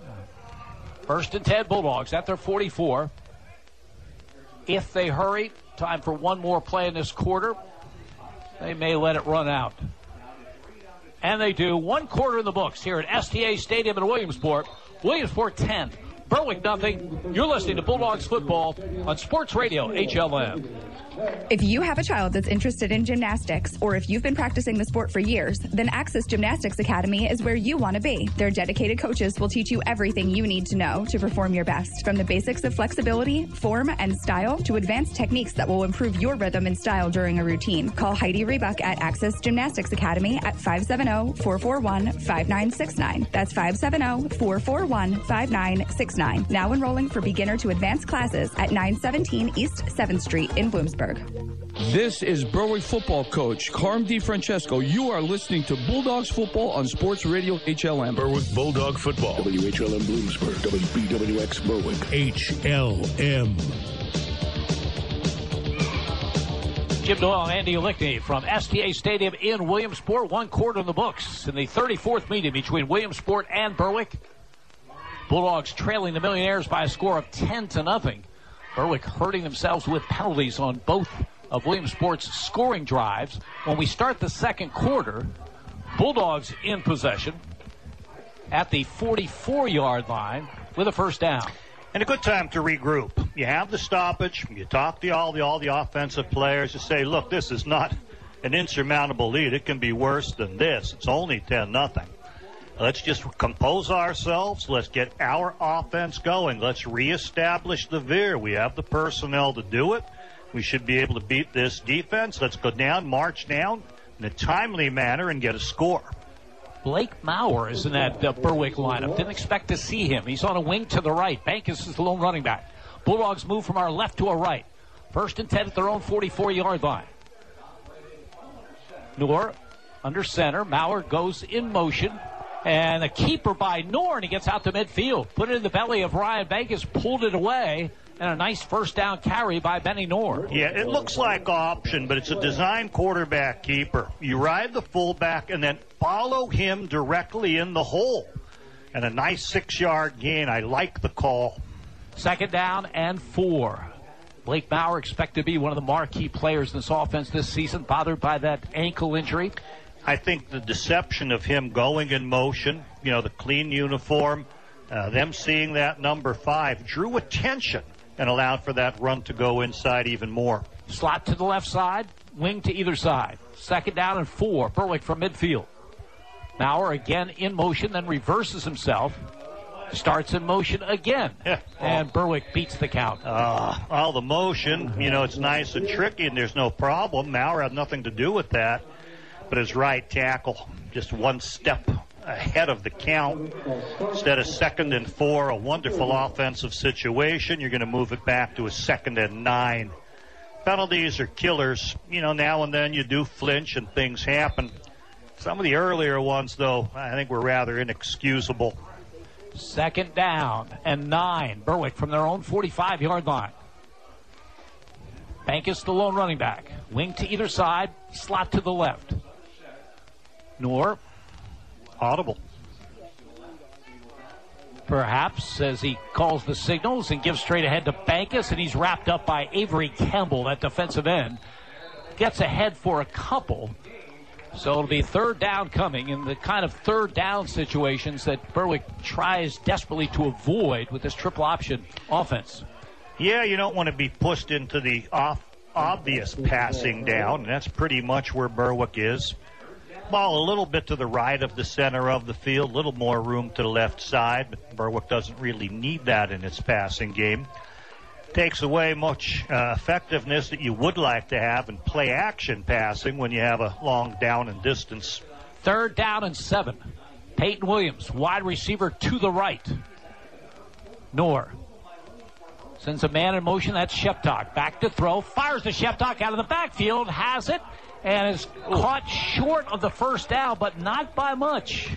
No, and he's across the 50-yard line, approaching the 45 of Williamsport, about where the marker is.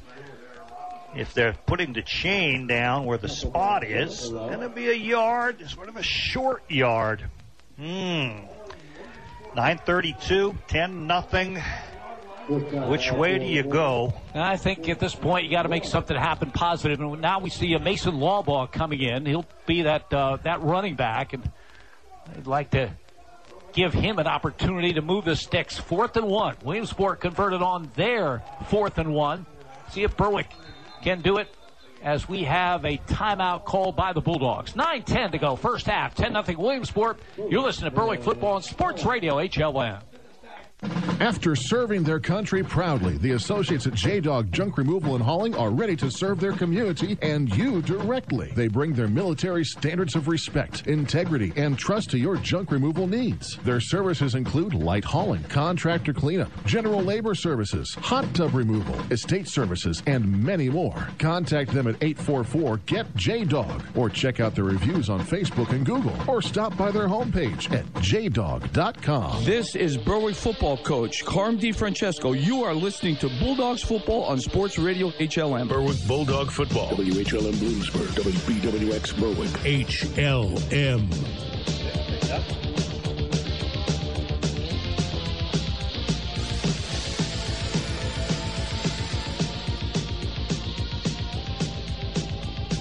Out to talk about this 4th and 1 with the ball at the Williamsport 47-yard line.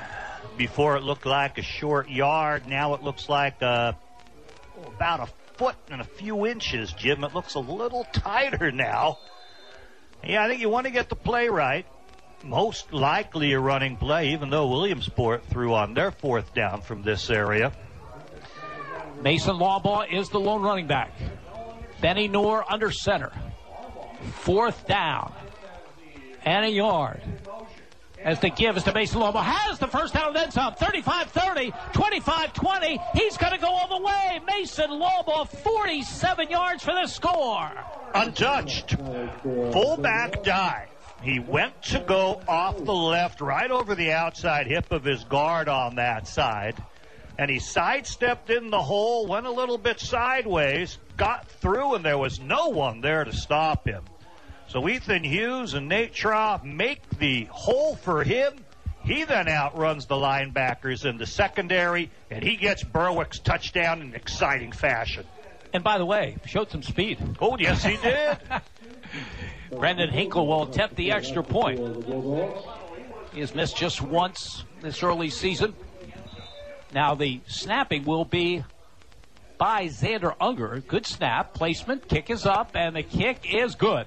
Time on the field. 9:02 remaining in the first half. Williamsport 10, Berwick 7. You're listening to Bulldogs Football on Sports Radio HLM.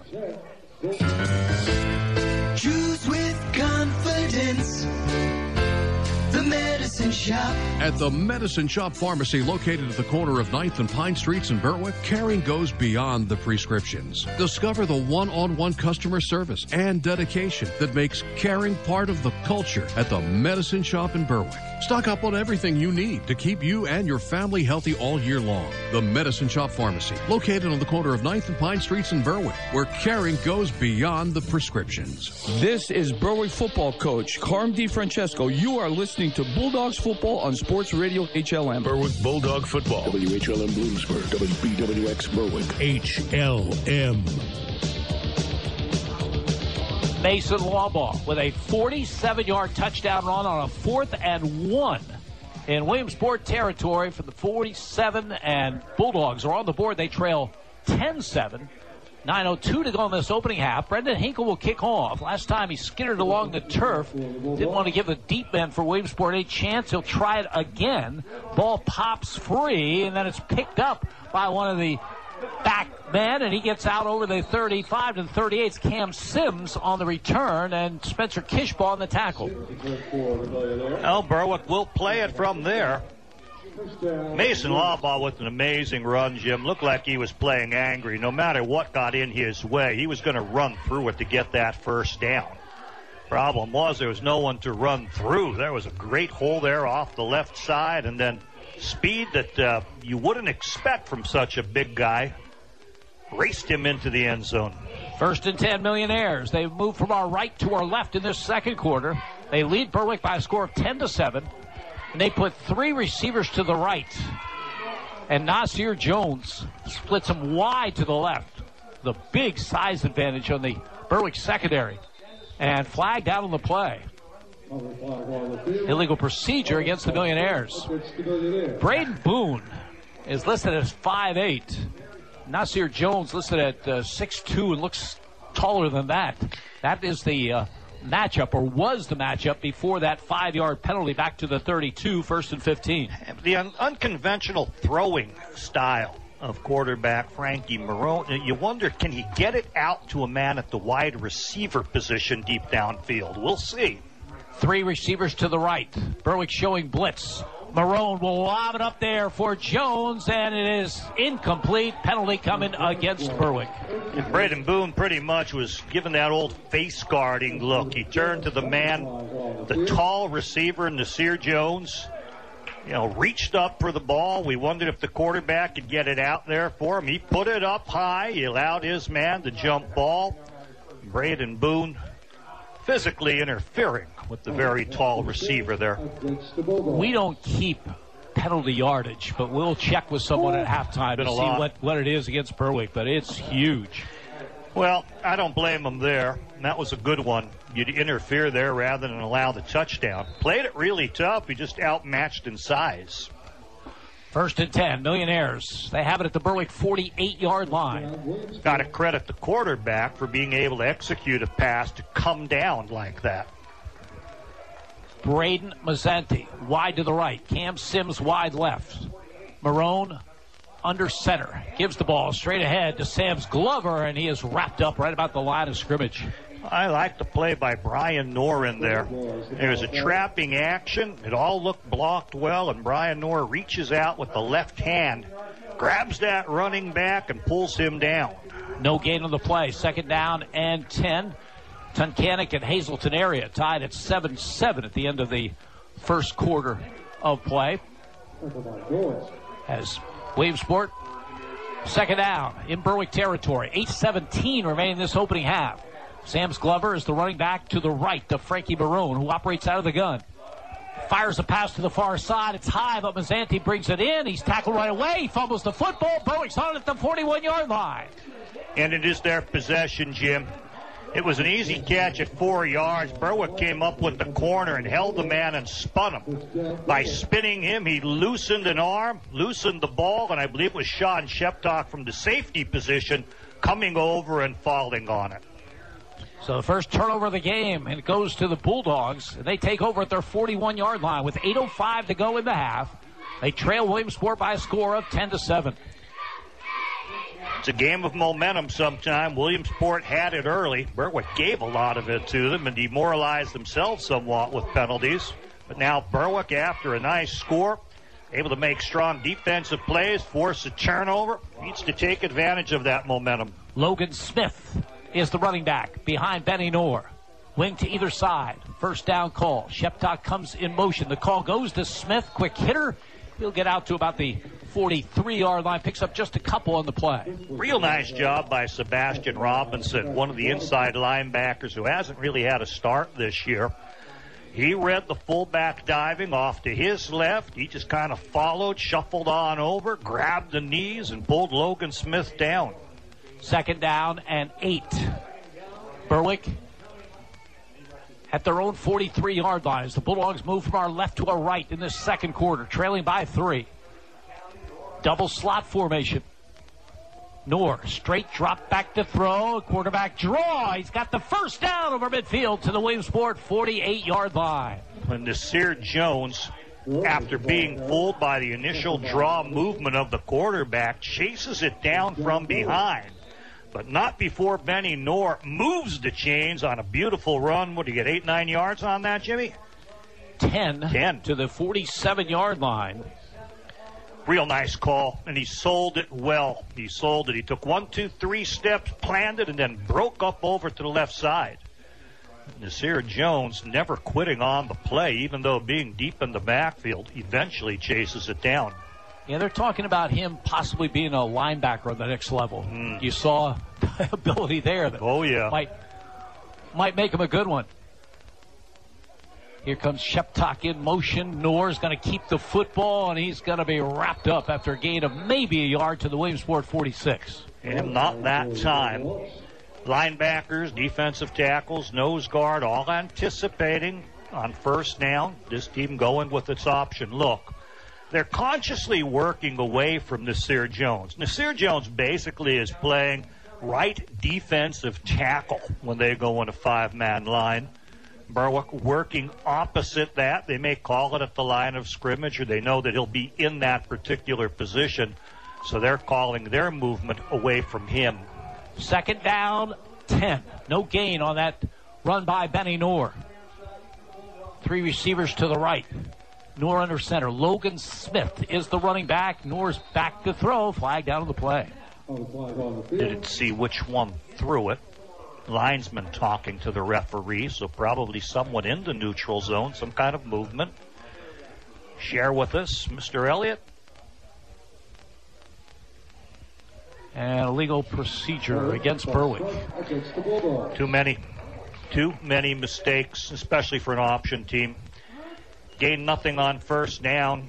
Now instead of 2nd and 9 or 2nd and 10, it's 2nd and 15. Takes you out of your game plan. You get stuffed here on the run. You're forced into a long passing situation. Might end up just trying to pass here, but that's not Berwick's game. That said, Benny Noor is one complete, a 6-yarder to Sean Sheptock. See if we get the second pass. Again, 3 receivers to the right. Smith, the lone running back. 2nd and 15. Berwick back in their own territory. Noor back to throw. He's going to run with the football, and he'll get over midfield back to the Williamsport 49-yard line. Pick up just about 3 on the play. It's going to be 3rd and long, Berwick. Got back in the pocket, but very quickly stepped up to the left. I'm not sure if it was by design he intended to run, hoped to find the seam, or if he just really felt that pressure. Nasir Jones on that side coming on in, but also the defensive end. He had to try to split them before they run him down. Yeah, Jones is very, very good. Avery Campbell's not bad in his own right. No. He's a 6'2", 215-pound junior. He was in on that last play. Here's Berwick. 3rd and 12 at the Williamsport 49-yard line. Noor under center. 3 receivers to the right. Benny Noor straight drop back to throw. Here comes the big pass rush. He's in trouble. He'll be sacked. He coughs up the football. Williamsport has it, and they will get down to the 40-yard line. Avery Campbell picks it up and returns it about 10 yards, but the big play, as expected, is Nasir Jones. Quarterback has it, takes his short drop of about 5 steps. Pressure comes from Nasir Jones, who flushes him and eventually grabs him, grabs the arm. I wasn't sure whether or not they'd have called him down, but I'm pretty sure they called it accurately. Still upright when the ball is popped loose. And Berwick now has the fumble in a passing situation when they're forced into 3rd and long because of penalty. Bulldogs losing a fumble just a second time in this young season, and Williamsport looking to add to their 10-7 lead with 4:35 to go in the half. They have it at the Berwick 40-yard line. 3 receivers to the right. Marone out of the pistol. And flags down the play. Boy, this has been a flag fest in this opening half. This one will go against the Millionaires. A lot of movement. The referee saw it directly himself. Normally your linesman or your line judge standing at the line of scrimmage sees it. But a flinch somewhere, perhaps in the backfield. We have a stoppage, Jim. Williamsport with a timeout. 4:34 to go before the halftime break. 10-7. Millionaires over the Bulldogs. You're listening to Berwick Football and Sports Radio, HLM. See the winning lineup of Chrysler, Dodge, Jeep, Ram, and also quality pre-owned vehicles at Bear Chrysler, Dodge, Jeep, and Ram in Berwick. They have a body shop and a full service center servicing all makes and models, and they've been servicing your community for over 30 years. Bear Chrysler, Dodge, Jeep, and Ram has earned the highest possible ratings from Chrysler and the prestigious J.D. Power Award for Excellence. Need a truck? Bear has a vast inventory, including 2020 Ram Motor Trend Truck of the Year, or choose one of the 50 new Jeeps in stock. Bear Chrysler, Dodge, Jeep, and Ram, Pine Street in Berwick. This is Berwick football coach Carm DiFrancesco. You are listening to Bulldogs football on Sports Radio HLM. Berwick Bulldog football. WHLM Bloomsburg. WBWX Berwick. HLM. 4 minutes, 34 seconds remaining in the opening half here at STA Stadium in Williamsport. Millionaires of Williamsport leading the Bulldogs by a score of 10-7. Following this Williamsport timeout, the 1st and 15 for Williamsport at the Berwick 45-yard line. It's the second week in a row that no tickets were allotted to the Berwick school district. So there was completely empty bleachers on the far side, but now we spotted one person. And he might be somebody from the Williamsport band sitting over there, or the bus driver might have come over and sat. I would bet it's the bus driver, Jim. 1st and 10. Millionaires, 1st and 15 as Marone's going to pitch it to Sims coming around the left side. Bad pitch, but he picks it off against the 35, the 30, and down inside the 20-yard line. Play didn't go perfectly. It was not a good pitch. Sims did a great job of catching on to it, but boy, he's got the athletic ability, and it makes a big play out of one that looked like it might be a bad one for the Millionaires. He picks up 24 yards on the carry. Yeah, buried in the hole, and yet they're able to execute it well enough. As you mentioned, not a good pitch. That man is running full speed toward a quarterback who's turned and going toward him and pitches it into him. That's always a hard pitch. Hennigan gets the carry, tries the right side. Hennigan brought down by the Bulldogs. Ethan Hughes among the people in on the play, but pretty good first down carry, gets to about the 17-yard line. Yeah, cut a few yards. Every yard, once you get in the red zone, happens to matter. They'll stretch that for 4, make it 5 yards. Yeah, they're marking it at the 16, so it's 2nd down and 5 as we go under 4 minutes remaining in this opening half. 3 receivers to the left. Frankie Marone out of the gun. Hennigan behind him in the pistol. Marone fires it over the middle, got his man Sims in for the touchdown. Boy, that was a tight window. Didn't look like there was any room there. And Marone threads the needle. Sims is in from 16 yards out as the Millionaires build the lead. Yeah, the quarterback gets it, stands like a statue, puts the ball up, and then just drills it in that very tight window. Tajee Taylor dropped into his zone, and he actually, as he broke to the ball, looked in his hands and couldn't believe they were empty.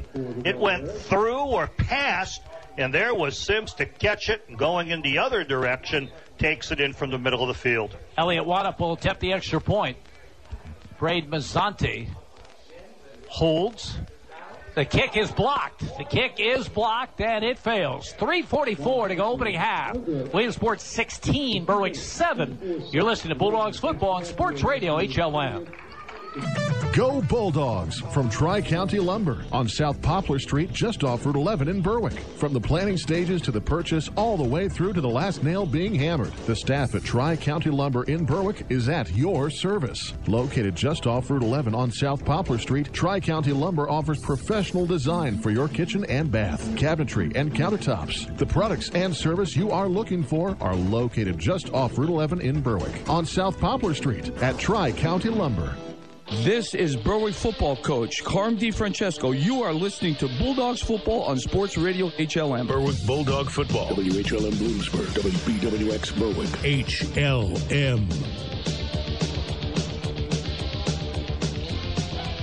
Williamsport takes advantage of a fumble recovery in Berwick territory, and they get the touchdown on 2 big plays. Frankie Marone to Cam Sims.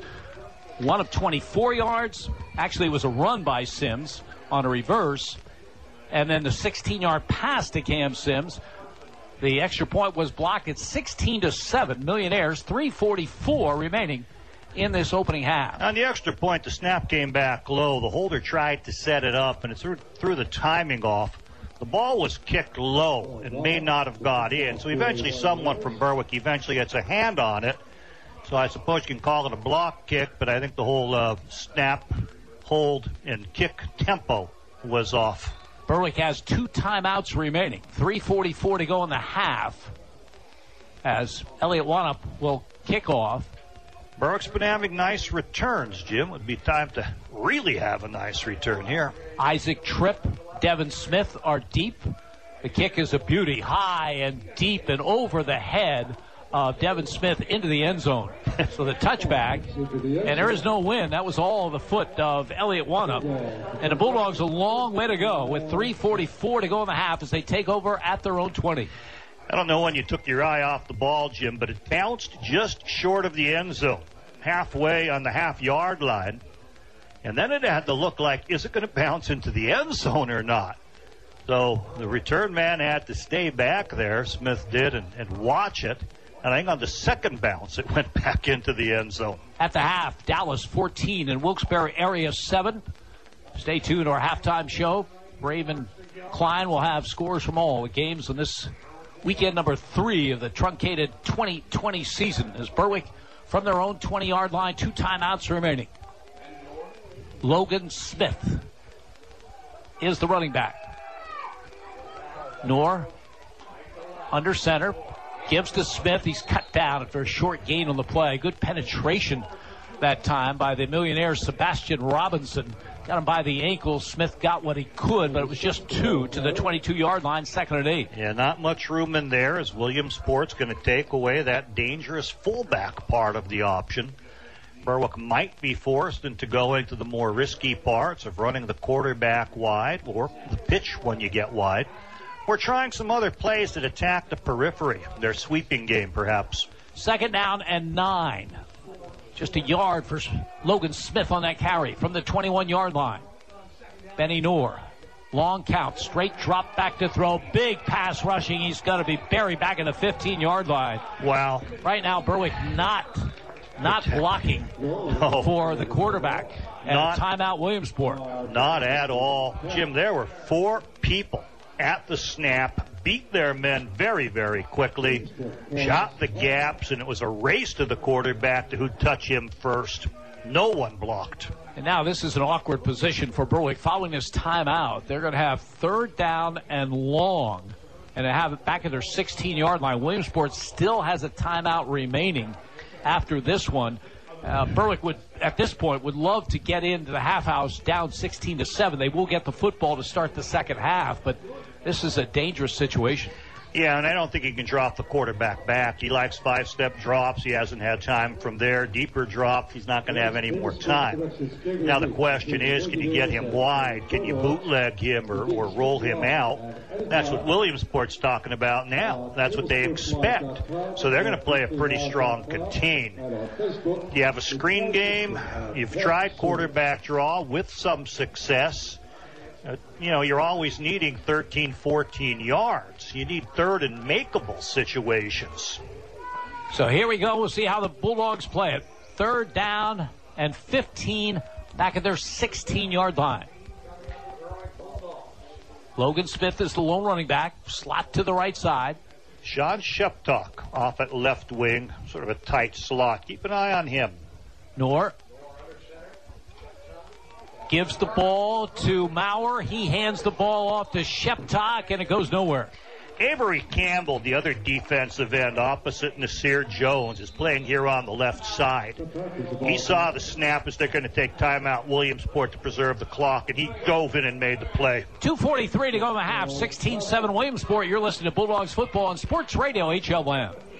Surprise that special someone with jewelry from J. Lilo Jewelers in downtown Bloomsburg. Lilo's is a full-service jewelry store offering one of the area's largest selections of diamonds, wedding bands, watches, sterling silver, and gold jewelry. Lilo's repairs jewelry and watches on site. You may also find that one-of-a-kind piece in the popular estate section. Come in and see Jeff for that special gift for that special someone for any occasion at J. Lilo Jewelers, 140 East Main Street, Bloomsburg. J. Lilo Jewelers wishes all all athletes success this season. This is Berwick football coach Carm DiFrancesco. You are listening to Bulldogs football on Sports Radio HLM. Berwick Bulldog football. WHLM Bloomsburg. WBWX Berwick. HLM. 2 minutes, 43 seconds remaining in this opening half. Berwick trailing 16-7. They'd like the half to end at that mark, but boy, they've got some pressure on them because they're 4th and long at their own 14-yard line. Xander Unger, who's the substitute long snapper, there'll be some pressure on him and pressure on Sean Sheptock, the punter, standing back at the 1-yard line. Williamsport out of timeouts, but they figure to get great field position with still 2:43 to go in the half. Unger, good snap. Right on. And the kick away, it's a nice kick. Very, very high. And Keith Freeman will let it bounce. And it takes a good roll. Berwick covers it well. And it goes down at the Williamsport 38-yard line. You can't do it much better than that. No, you can't. I think Sheptock was up, not at the normal 15 yards for a punter, but more like 12 or 10. Took it a little shorter, got it, and got it away quickly. A one-step kick. He has that long leg, got the extension, got it nice and high. So Berwick, from a very dangerous situation after Williamsport wisely uses its timeouts to preserve the clock, is able to get it out of the danger zone and put this team on the far side of the 50. 48 yards, no return. Williamsport at their own 38-yard line. 2:32 to go in the half. Sam's Glover is the running back to the right of Frankie Marone. He has two receivers to either side. First down play, Marone rolls right, hits, he gets it off into traffic. The ball is loose, and they're ruling incomplete at the 40-yard line. Yeah, the ball was thrown near the line of scrimmage where a number of receivers were, but also a number of defenders. Great pressure on the quarterback, forces the quick toss into dangerous areas. It was momentarily in the hands of a Williamsport player, but knocked out. I, too, would have called that an incomplete. Second down and 10. Millionaires, 2:26 to go in the half. Sims wide to the right side. He was big in that last scoring drive for the Millionaires. But rolling the other way is Marone. Big pass rush. Lawbaugh has him, but flags fly. It will be a penalty against Mason Lawbaugh. Bad break there. You're just reaching and grabbed by the face mask. In fact, he grabbed it and actually held on for the quarterback's safety at the end of the play, Jim. You come in hard, you grab for what you can. That's one of the penalties that just will happen. That's not a temper penalty. That's not over-emotional play. That's emotional in getting to the quarterback, grabbing and throwing him down, and the hand happens to be on that face mask. He knew it. Everyone knew it, and I think he really did. Instead of trying to, he actually held back with the hand on the face mask to make for a safer, softer landing. So Williamsport, as a result, gets a first down at their 41-yard line. 2:20, clock begins to run, remaining in the half. Millionaires with no timeouts remaining. They have it on the chains as 2nd and 8, Jim. Would you mark it as a sack and then the penalty from there? Yes, that's the way it went. Okay. So second down, call. Mason Lawbaugh was favoring a hand as he went out of there. As Marone back to throw, fires to the far side, has a man, but he's forced out of bounds. Very nice short play. game. Outside linebacker out there is Ryan Mendez Tejada. And he was right there with that receiver. And while he couldn't stop the catch, he was right in his face, in position for the tackle, pushed him out of bounds, and no gain. Was that Nasir Jones, Jim? It was. And was he out of bounds? Because that clock continues to run from the 40-yard line. 1:27 remaining in the half. Here's a 3rd down and 8 for the Millionaires. And now Marone looking up at the play clock and using a lot of time. Not sure I understand this. No. 3 receivers to the right. Sam's Glover gets the call behind the line, and he is hit and dropped for a loss on the play. Tajee Taylor was blitzing, but I'm trying to catch 34. the other number. Both inside linebackers coming strong. That's Tristan English, who's been seeing a lot of action in this quarter, perhaps due to injury. Does Berwick take the timeout? They did. Tim? They did with 1:05 remaining as Williamsport's going to face a 4th and 10 at their own 38-yard line. Gotta like the defensive call. Normally you think of offensive plays, and these guys get credit for being offensive geniuses and calls they make. But that time, blitzing the 2 inside linebackers pays off. They meet at the quarterback, meet back there and make the big play. And Berwick now can stop the clock, force the punt, try to pressure this punter. Hope to get a return and hope to have a chance with some offensive plays. You know, in a way, Williamsport gave it away that they weren't going to do anything fancy. They had Marone looking at the play clock winding down like they didn't care if they made it or not. But at any rate, Berwick will get another crack at it. Let's see if they can come after the punter. They had one roughing the punter call that was huge in this first half. And that was an accidental. The guy bobbled the ball, and you ended up hitting him almost by accident. I think you still put pressure. However, the Berwick return game has always been a strength of this program. Elliott Wanup will be back to do the punting. He's standing back at the Williamsport 24-yard line. Berwick looking more in return mode. Long count. Snap a little bit high, and the left footer gets it away. Not particularly long. Bounces to the Berwick 36. And we'll take a Berwick bounce. And will roll dead near the 38-yard line. So that's where the Bulldogs will get it. 54.5 seconds to go in the half. And they trail 16-7. And we'll see what their 2-minute game plan happens to be. You know, sometime you just hope for the return if that's not it. I'll run the clock out. However, you could go with 3 passing plays and hope to hit something a little bit bigger. Sean Sheptock is a weapon. They might be able to break him, use his height or his speed and get a mismatch. Isaac Tripp has great speed. We'll see. The problem is the quarterback hasn't had the time to throw the ball. Yeah, whatever it's going to be, it's going to have to be very quick the way things have been going. Peyton Williams is a wide receiver to the right. He can give you a height mismatch as well. Nor under center. Slot to the left side. Smith the lone running back. Berwick from their 37. Nor back to throw. Fires incomplete. Intended for Blake Maurer. Good coverage by Riley Bauer. Oh, was there ever. He's coming out of the backfield as people clear out. He just wants to run a little banana route. That linebacker stayed with him at nice inside position. A little bit of contact, but not the type where you're going to throw a flag. He had as good a chance of getting to the ball as Blake Maurer did.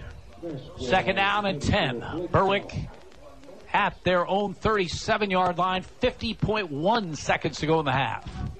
Braden Boone wide to the left. Sean Sheptock in a slot to that side. There's also a slot to the right. 2nd down call. Nor.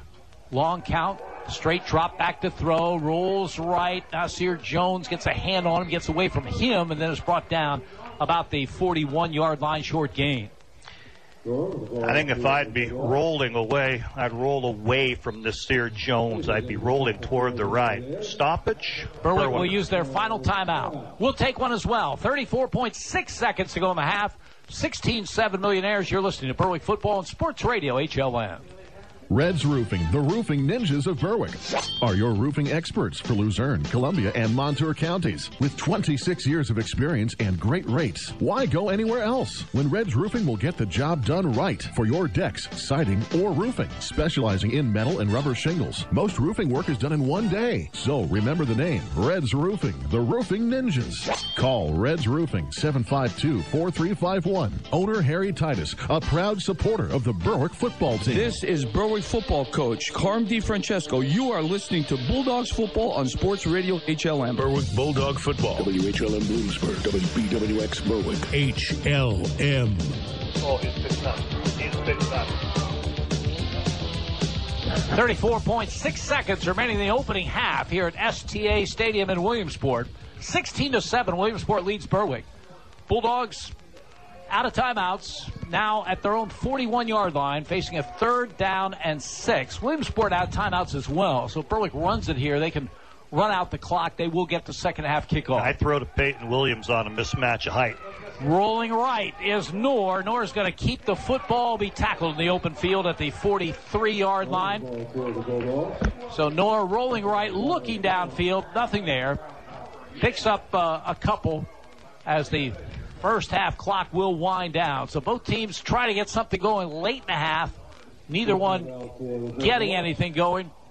And Williamsport, with a 2-0 record coming in, has the lead at the break. Williamsport 16, Berwick 7. You're listening to Berwick Football at Sports Radio, HLM. The Mayo Funeral Homes, located at 110 Chestnut Street in Berwick and 77 Main Street in Chickashinny, are proud sponsors of Berwick Bulldog football. The Mayo Funeral Homes, serving all faiths, makes it easier for those you love with pre-arranged funeral counseling, insurance, and pre-financed funerals. Mayo Funeral Homes also offers expert guidance in both traditional and cremation services. Mayo Funeral Homes, perfection in every detail. Neighbor Fence Company has fencing for where you want it, serving Columbia, Montour, and Luzerne counties. Neighbor Fence provides top-quality residential and commercial fencing, vinyl, chain link, wood, aluminum, and ornamental fencing, plus vinyl railing and specialty products. Neighbor Fence Company, 1140 State Route 239 in Wapwallopen. Call 570-752-4423 or visit them online at neighborfencecompany.com. Neighbor Fence Company is a proud sponsor of local youth athletic teams. IndependenceFord.com is officially announcing the biggest pre-owned vehicle sale in Independence Ford's 35-year history. Huge discounts, great trade values, and the lowest interest rate in years. If you need a vehicle, now is the time. Need a deal on a new vehicle? How about 0% for 84 months on 2019 F-150s? And ask about their lifetime oil change program on all new car sales. Now is the time to shop IndependenceFord.com. Independence Ford, 3101 Columbia Boulevard. Better people, better prices. Whether it's the heat of the preseason or the heart of the postseason, teams will always get a little boost from playing at home. Speaking of a boost at home, State Farm can boost your savings when you combine your homeowner's insurance with your auto coverage. So score one for the home team. Talk to State Farm agents Lori Powell or Sean Black in Berwick, or Melissa Price in Nescapac about big savings for combining home and car coverage. Give State Farm agents Melissa Price, Sean Black, or Lori Powell a call today. This is Berwick football coach Carm DiFrancesco. You are listening to Bulldogs football on Sports Radio HLM. Berwick Bulldog football. WHLM Bloomsburg. WBWX Berwick. HLM.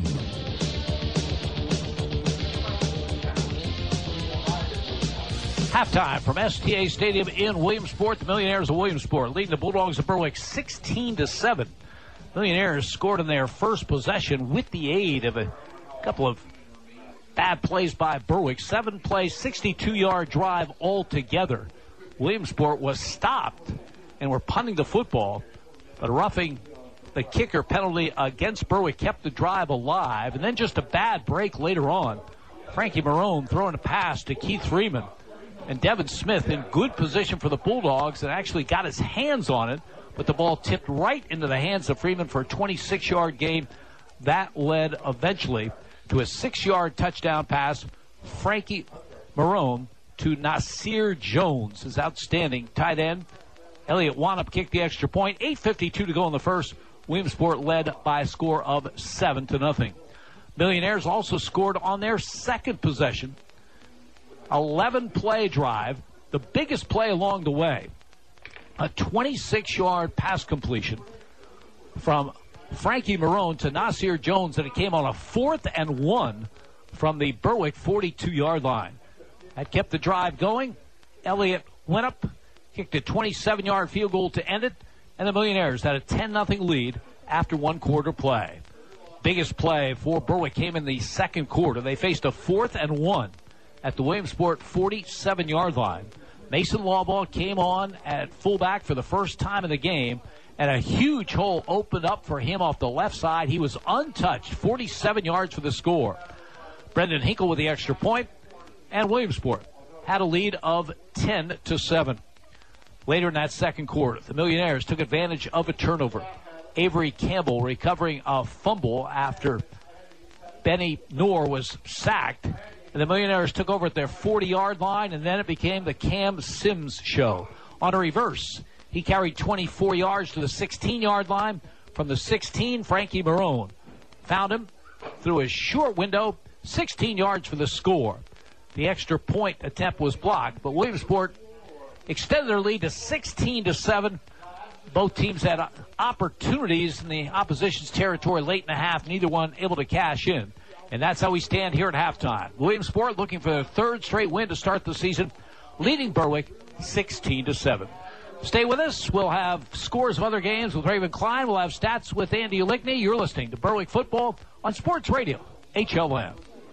Northeast Pennsylvania, it's your home. And no matter what stage of life you find yourself in, what you rely on most is security. When that house becomes a home, the moment you get that new car, when your dreams become a reality, it's times like this when you have to look to the experts for advice and financial peace of mind. They're there with innovative products and services to help you with your financial future every step of the way. Together, they will help dreams and goals become reality. They are more than a bank. They're your neighbor. They are First Keystone Community Bank. Member FDIC, an equal housing lender.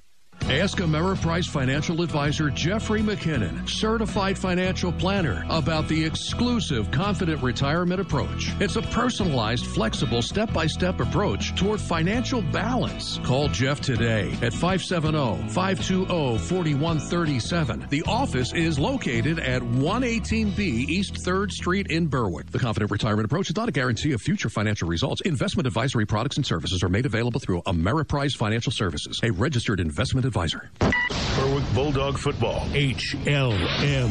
In high school football tonight, in the second, Danville leads Lewisburg 14-7. At halftime, Southern Columbia leads Warrior Run 49-0. At halftime, Crestwood leads Nanticoke 28-0. At halftime, Dallas leads Wilkes-Barre area 14-7. In the second, Hazleton area and Tunkhannock are tied at 7. In the second, Lake Lehman leads Hanover area 35-6. At halftime, Piston area leads Wyoming Valley West 17-13. In the second, Northwest leads Bucktail area 14-0. In the second, Wyoming area leads Holy Redeemer 41-0. In the second, Loyalsock leads Hughesville 55-7. In the second, Jersey Shore leads Central Mountain 26-0. At halftime, Montoursville leads Mifflinburg 28-0. At half, Shamokin leads Selinsgrove 16-0. At half, Shikellamy leads Milton 7-0. And at half, Central Columbia leads Midwest 42-0. For HLM Sports, I'm Raven Klein. Berwick Bulldog Football, HLM. Time from STA Stadium, and Berwick trailing Williamsport at the break by a score of 16-7. Stats in the opening half, Andy Lickney. Well, statistically, it's a little closer than you'd think, Jim, even though Williamsport seems to have had the advantage. Williamsport has 121 yards in total offense. Berwick has 86. They're on the short end of it. Each team suffering a fumble. That kind of washes each other out, but I think the big difference in the first half was the penalties. You mentioned them. Berwick suffering 8 penalties for 76 yards. Williamsport just 3 penalties for 15 yards.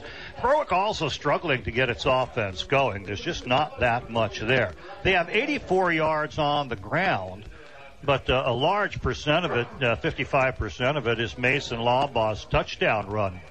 On a 4th and 1, he burst up the middle, and instead of being stopped, no one stopped him till he got to the end zone. 47 yards on that touchdown run. So 47 of Berwick's 84 rushing yards of the half coming on that big play score.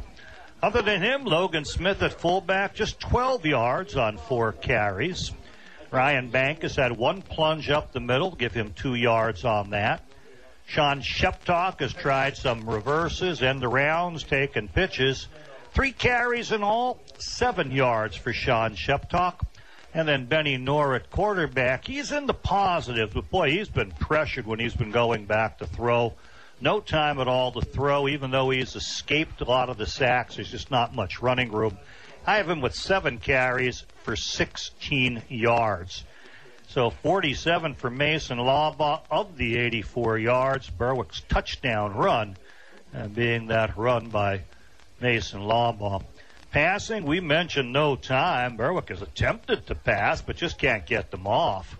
I have Benny Knorr with 1 complete in 2 attempts. The complete is 6-yarder to Sean Sheptock, thrown underneath, hoping he could run for it, but just nowhere to go with that. So very limited passing because very few passes being allowed by the Williamsport pass rush. Relatively limited running outside of the one strong run by Mason Lawbaugh. 86 yards for Berwick, compared to 121 for the Williamsport Millionaires.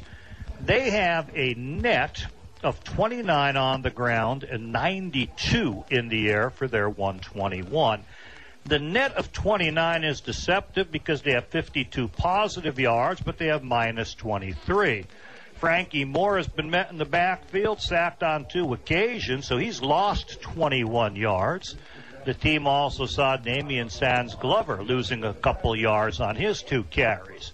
For the positives, Nasir Hennigan, nice running back, 8 carries for 23 yards. Keith Freeman, 2 carries for 5. Cameron Sims taking that end-around looking action, 24 yards for him on a pitch that almost bounced out of his hands. A wonderful athletic move.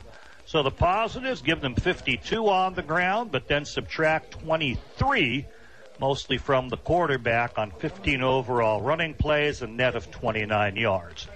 Passing, Frankie Moore does it a little unorthodox. It almost looks like his hand's not quite big enough to grasp the ball as he'd like to. But boy, he's been getting it done. Came into this game with a 70% percentage in completions. Here he's 8 of 12. No interceptions and 92 yards. Nasir Jones, 4 catches for 38 yards. He's a stud. Wonderful looking player on offense and defense. Keith Freeman, 2 catches for 34. Cameron Sims joining in the game there with a 16-yard touchdown catch. And Brandon Mizante caught a 4-yarder that Berwick knocked out of his hands for the turnover in the game. 92 in the air, 29 on the ground, 121 compared to Berwick's 86. Seems relatively close, but the penalties have been the factor. Jim, 8 penalties against Berwick for 76 yards. Yeah, and when you look at things, I think Berwick played pretty well defensively. You look at those, the rushing yardage, which isn't much. Of course, a lot of it is the negative coming out of it, but big plays by Williamsport. The one was on a tip pass where the Berwick defender was in position to make the play. Another was a one-handed catch by Nasir Jones that no one else that we see this year will make. So overall, defensively, good enough. Yeah, and when you even take the 16-yard touchdown by Cameron Sims down to our left, I mean, Berwick was a flick away. Tashi Taylor looked in his hands and said, "Where's the ball?" It ended up behind him in the hands of that very talented receiver, Cameron Sims.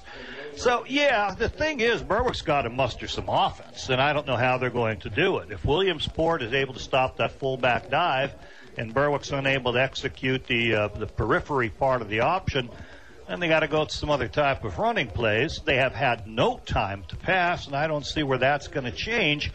So, as much as things are close and it could be worse, and Berwick didn't play that badly and the defense wasn't bad, I just don't know where Berwick's going to score from what I'm seeing in this game with these matchups. Somehow they have to figure a way to get Sean Sheptock on the edge. That's a possibility. We've also seen big personnel changes last week at halftime that rejuvenated the offense and kick-started it. So we'll see what happens. At the half, it is Berwick trailing Williamsport 16-7. The score, you're listening to Bulldogs football on Sports Radio HLN.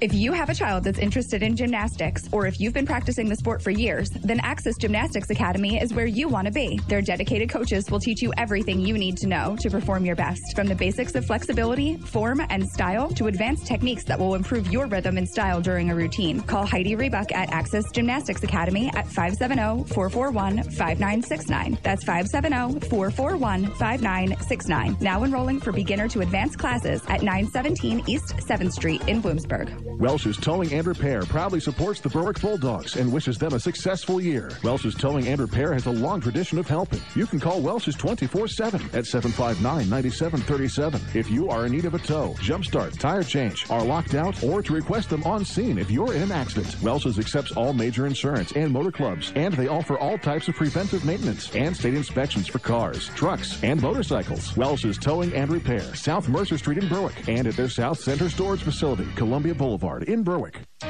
Riverview Block of Berwick, with over 75 years of service, can handle all your block and concrete needs. They carry all sizes of concrete block, including decorative E.P. Henry landscaping block. Their concrete is PennDOT approved and delivered with front discharge trucks. Riverview Block also carries masonry supplies, tools, cement, sand, and stone. For prompt delivery, call Riverview Block, 570-752-7191. Riverview Block is proud to support the Berwick Bulldogs. Yannick Real Estate is your full-service real estate agency. Buying, selling, residential, commercial, multifamily, land, and rental management. Call Yannick Real Estate. Owner Mike Yannick, a veteran himself, served his country and has been serving this area for decades. Mike and his staff will guide you through the real estate process. Veterans, be sure to check the VA loan options. Yannick Real Estate, your full-service real estate agency. 1232 West Front Street in Berwick. Call 759-3300. This is Berwick football coach Carm DiFrancesco. You are listening to Bulldogs football on Sports Radio HLM. Berwick Bulldog football. WHLM Bloomsburg. WBWX Berwick. HLM. Bulldogs have made their appearance to the far side of the field, still awaiting the arrival of the Millionaires of Williamsport, getting set for the second half here in just a gorgeous night at STA Stadium, with Williamsport leading Berwick by a score of 16-7. The Bulldogs will have that long-awaited home opener. Imagine it will be October before Berwick plays a game at Crispin Field. That will be against Wyoming Valley West next Friday night. Valley West taking an 0-2 record into tonight's game. They trail Pittston area at the half. As you heard Raven Klein tell you, Pittston area 17 and Wyoming Valley West 14. But the Bulldogs will be glad to get at Crispin Field. Here comes Williamsport onto the field. Again, there's a lot of numbers, but boy, if you could eliminate, 8 penalties for 76 yards would be not a good game. But it's a terrible half. It's a terrible half. And when it allowed drives to continue, Jim, and when it's I don't know if they were temper tantrum penalties, but personal fouls that you're not seeing, usually is a little something after the play. Those are the ones that are the killers. They're the ones that are discipline, personal discipline. And you really let your team down when you allow those to occur. I mean, hey, there can be a face mask. It's just going to happen. You can have a pass interference, say, if you don't do it, the guy's going to catch it and go all the way. Penalties are part of the game. But the ones that are lack of discipline penalties that shouldn't occur, that really hurt the team, you've let your team down.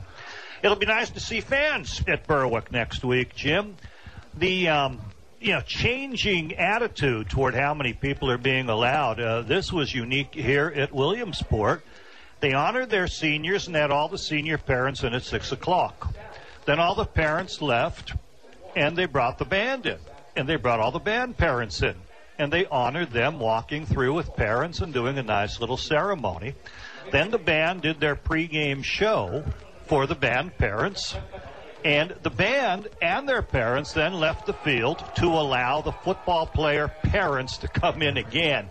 So an awful lot of juggling, but you can see the thought put into it, and a very nice a nice way to handle it here at Williamsport. Yeah, those numbers are going to change hopefully by next week at Crispin Field, as the Bulldogs will play their home opener. But now a half of football remains. Berwick will have to come from behind if they're going to take a 2-1 record into that home opener. They trail 16-7. They will get the football to start the second half. We'll see what, if any, adjustments. As far as the physicality of both teams, Andy, I don't think either one has a big advantage. No. Berwick's been very physical at the line of scrimmage. No, they've been playing very well. They've been matching up well. There's been good crisp hitting. It's been a little back and forth. However, I think both defensive lines are stronger than either offensive line. Williamsport's coming through like water when the Berwick quarterback Benny Noor tries to pass. By the same token, I think Berwick's defensive front is handling Williamsport's offensive line. I've appreciated the halftime adjustments I've seen from Carmen DiFrancesco over the first 2 weeks of the season. If he can, match some of the magic he had in the last two performances, Berwick has a chance in this. It's just 16-6. And like you said, a lot of it offense versus defense has been played pretty evenly. Elliot Wanup will kick off for the Millionaires. Soccer player doesn't get a lot of chance to practice on the football field, but he showed a good leg. Last time he kicked off, it was a touchback as Isaac Tripp and Devin Smith back for the Bulldogs. I would hope to avoid the touchback. I'd have my people nice and deep. I'd want to see the return. One-up's left foots it to the far side. It bounces at the 12. High bounce right into the hands of Isaac Tripp. To the 15, to the 20, and he is hit hard at about the 26-yard line. Yeah, that was a nice hit. Nasir Hennigan, the running back who plays inside linebacker for them, involved there in the stop. But, when your offense struggles, sometimes you can get the points from other aspects of the game, and you hope to get the opportunity on a return. But Williamsport's coverage, very strong. Bulldogs move from our left to our right as we view things here in the third quarter. Williamsport leads this one 16-7. As Benny Noor brings his team to the line of scrimmage. Bruce Hartman starting center in place of the injured Jake Lanning. Mason Lawbaugh at fullback, alone in the backfield. I mean, really alone. He's averaged 47 yards a carry tonight as he gets the call up the middle and nothing doing. They ran right at Nasir Jones. I would have run to the right. You don't want to be intimidated by any player, but everything that goes his way, he's been involved in the play. He's been playing right defensive tackle. He's not flip-flopping. I'd go the other way. Second down and 10. Berwick from their own 26-yard line. Three receivers to the right. Sean Sheptock in the middle of that trio. Benny Noor under center. From the 26. Noor is going to keep the ball himself off the right side. Looks for some blocking, gets some, and then is hit hard over the 30 at the 32-yard line. Yeah, inside linebacker Nasir Hennigan, who made the opening tackle on the specialty team play. Shuffling along, seeing the quarterback, and eventually getting to him. But, boy, that's a nice 6-yard run. Sort of a quarterback-designed sweep the entire way. No option involved there. Quarterback just using the whole student body action, picking up the blocks. 3rd and 4, Bulldogs from their own 32-yard line. Really like to convert here. Continue the drive. Braden Boone wide to the left side. Noor under center. Gives the inside handoff, and they will not get the first down to the 35-yard line. Close. Sean Sheptock got the inside handoff coming from the wing, but he will come up a yard short, and we'll see. I don't know if you can gamble this early in the third. Well, you can. You can. It's 16-7. You're really gambling. Yeah, bad odds gambling, though. We'll see. Two people coming in. Of course, a lot of these people stay in for the punt. Sean Sheptock would. Well, Benny Noor went to the sideline, had to talk, and he remains in there as Berwick 4th down. It's really less than a yard. The ball just over the Berwick 35-yard line. So this is a big, big roll of the dice by the Bulldogs here early in the third, trailing 16-7. Watch him bark signals. Noor sends a man in motion, trying to get Williamsport across, and maybe that's the only thing they're going to try to do. Flags and whistles, too much time. And yet Berwick did take the snap, and they were running with it. Mason Lawbaugh off the left, and the quarterback was going to follow him. So even though it took too much time, they were going to take the risk. Now the punt team will come back onto the field. That's now 9 penalties against Berwick in this game, as Sean Sheptock will be punting. And dangerous deep man and junior Keith Freeman awaits at the Williamsport 40. Sheptock, 48-yard punt in his last attempt. And he's going to run with it. A fake punt. Sheptock off the left side has the first down and then some. Over midfield to the 45-yard line and ridden out of bounds across the way around the 40 of Williamsport. So Berwick on the fake punt. And boy, what a better man to do it than Sean Sheptock, using his speed to get to the outside. He will outrun anyone to the outside. Jim, I mentioned earlier, Berwick's offense doesn't look like it has the ability to score. So you're going to have to score in some other ways. Return game, here, Coach Carmen DiFrancesco taking the chance with the fake punt, and boy, it pays off. 26-yard run on the fake punt by Sean Sheptock. And the Bulldogs, 1st and 10 at the Millionaires' 44-yard line. As the call goes to Mason Lawball running hard, still on his feet, carrying tacklers. Ball. Down inside the 35, flags fly in the play, another flag. Big story, though, Jim, is they took it out of his hands. Sebastian Robinson had the ball before anyone went down. Then they took Sebastian Robinson's helmet went flying. So the way I'm seeing this, he had the 10, 12 yards, got stood up. The ball stripped away, no one noticing. It never went to the ground. But Sebastian Robinson had the ball in his hand. And now 3 flags fly. Coaches are on the field, and they're too far on the field, and they don't belong out there. The officials are all huddled. I think you're going to see 15 yards against Berwick for that helmet going off.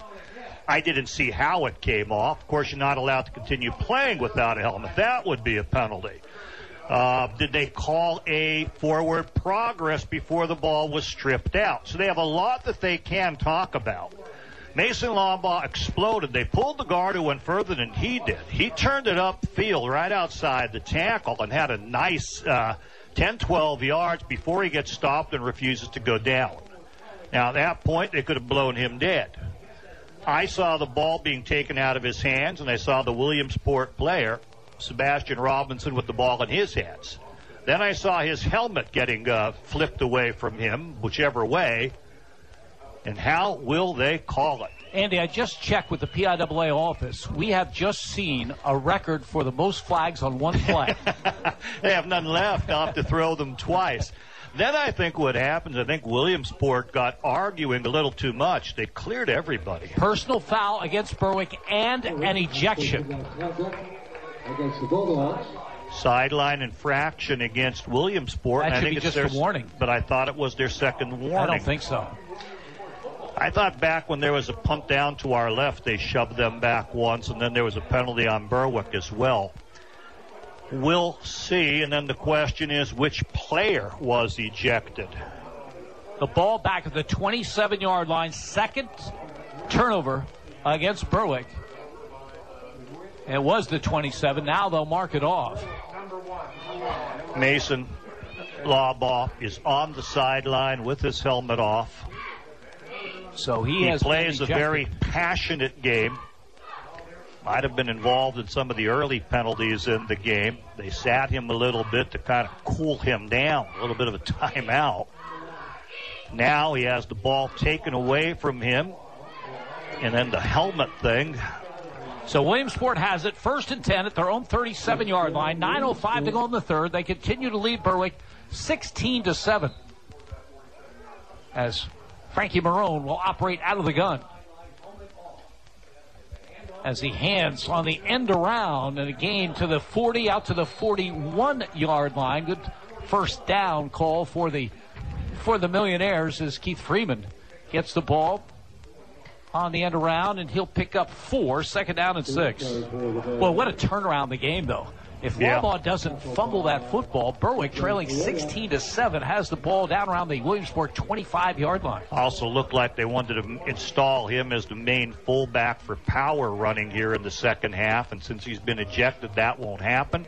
And you certainly miss his force on the defensive front. Marone back to throw, fires incomplete. Boy, Berwick read that well. They got good pressure on the quarterback as another flag flies, and then nice coverage on the intended receiver, and that was Berwick's Ryan Mendez Tejada, who was all over that receiver. Will check the penalty. Yeah, he really did cover him well. Stayed with him in the flat, had the nice coverage, made a good play. I'm going to confer here as to what happened. Sometimes when things get a little bit heated and players get ejected and helmets get ripped off, you start seeing some things behind the plays. And the officials don't mind slowing things down a little bit if that's the case. We have a stoppage. They're pushing the Berwick players back to not hear the conference.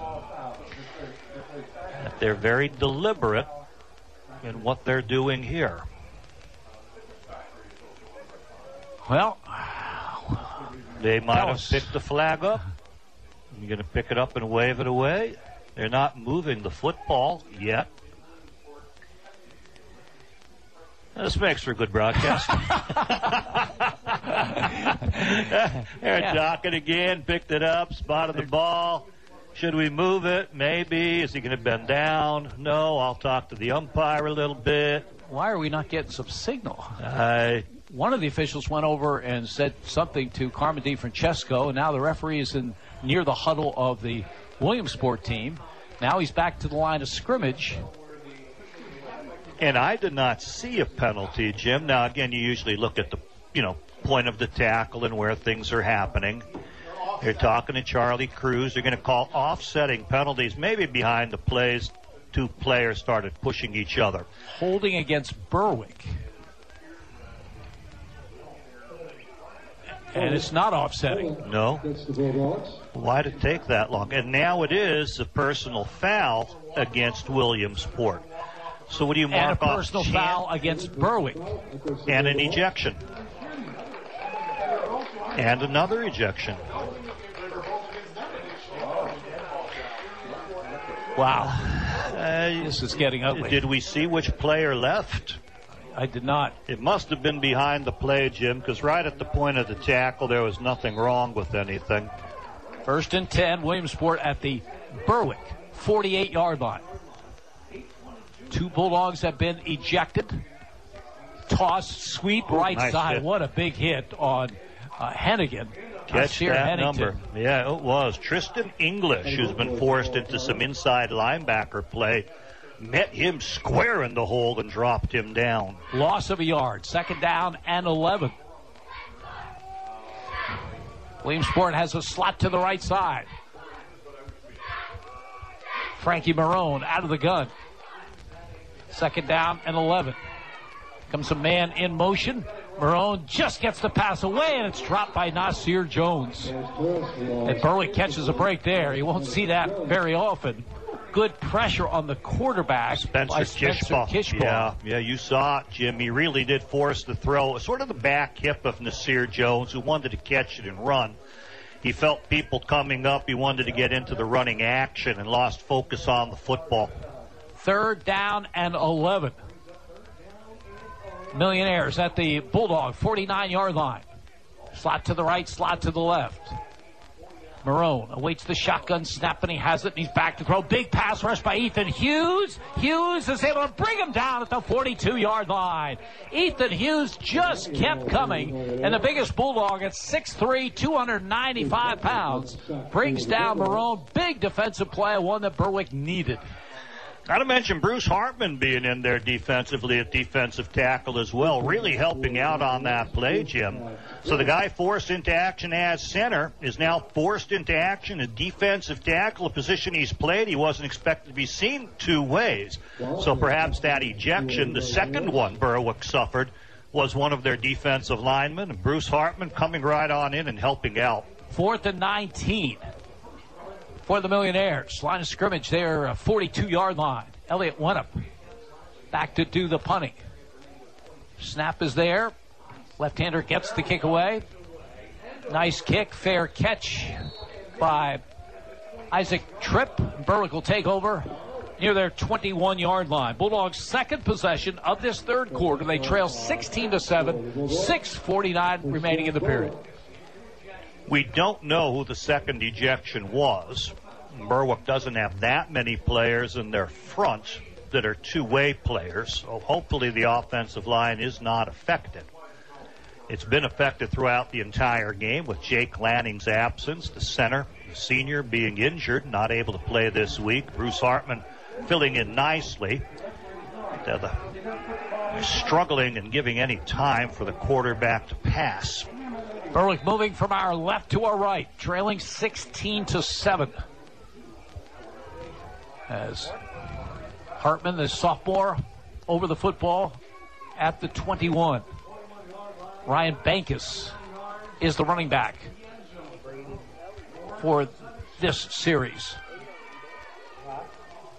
Benny Noor gives the ball to Bankus, gets into the secondary, over the 30, out to the 36-yard line. That's Blake Mauer, not Bankus. So Mauer, who we didn't expect to see, he's really been troubled by an ankle problem.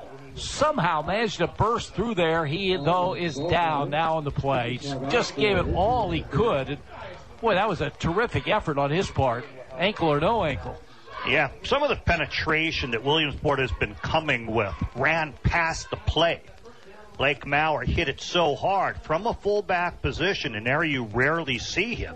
But he's able to slide by that initial rush, beat the linebackers, turn it for about a 15-yard gain. But on that tackle, apparently twisting that troublesome ankle. They're helping him up now. The trainers are. Both teams getting some water. And he's going to be very gingered. No weight on the right ankle. Well, that's a tough injury for him and for this Berwick team. Blake Bauer was going to be one of the featured backs on this Berwick team this year. In fact, Carmen DeFrancesco told us, we looked at the film for last year. We just have to get him more touches. And he'd be getting a lot of touches in a game like this, but can't do it. Just can't do it because of that ankle, although he certainly gave it the effort on that play. 15 yards was the gain by him. But the big number for Berwick right now is 11 penalties for 111 yards, and we still have 6:42 to go in the third quarter. But the 6:42 is a positive, and that you can still cut into that lead and catch up with the lead. The problem is what players are going to be able to do it. Blaine Cleaver was your starting quarterback. Aiden Mason was your starting fullback. Blake Mauer was your starting pitchman. That's why we're going to run the option, and none of them are serviceable. Even you go to the backups, you go to Mason Lawbaugh, he's out of the game. He can't do it. So your most dangerous weapon, Sean Sheptock, they're going to key him just about everywhere he goes. The passing game, you'd hope you can break something a little bit deeper, but boy, they're really fighting against the offensive line and getting a great pass rush, and it makes it hard to get anything going. Berwick needs to score in some other ways, and you start running out of ways. Return game, fake punt, it's just not there offensively. Yeah, biggest offensive play for the Bulldogs was that 47-yard run by Mason Lawbaugh, but then after that you have to go to a fake punt with Sean Sheptock earlier in this quarter from 26 yards away. But Berwick now 1st and 10 at their 36-yard line. Devin Smith in there replacing Blake Bauer. Smith goes in motion to the left. A toss sweep to him. Gets a good block on the outside over the 40 and out to the 45-yard line. We didn't see who did Sean that block. Sheptock. Sean Sheptock really made that happen. Man came up for contain. Sheptock sort of as a wing back, but inside. And when the man tried to contain, Sean Sheptock turned. Chicken fought with him, turned him outside, and boom, the blazing speed of, was it Devin Smith? Devin Smith just exploded by him. 7 yards on that carry. 2nd down and 3. Berwick at their own 43-yard line. 6:09 remaining in this third quarter. Bulldogs trail by 9. Bankus is in there as the running back as Noor. Toss sweep right side. Read well, but getting outside is Sheptock over midfield to the 45 down the sideline. Still on his feet. Straight arms a tackler. We'll see they mark it, but a huge gain. And again, the speed of Sean Sheptock. Williamsport appeared to have played it pretty well. Sheptock just ran around a would-be tackler. He first had to go inside as a man played tight, contained by crashing down.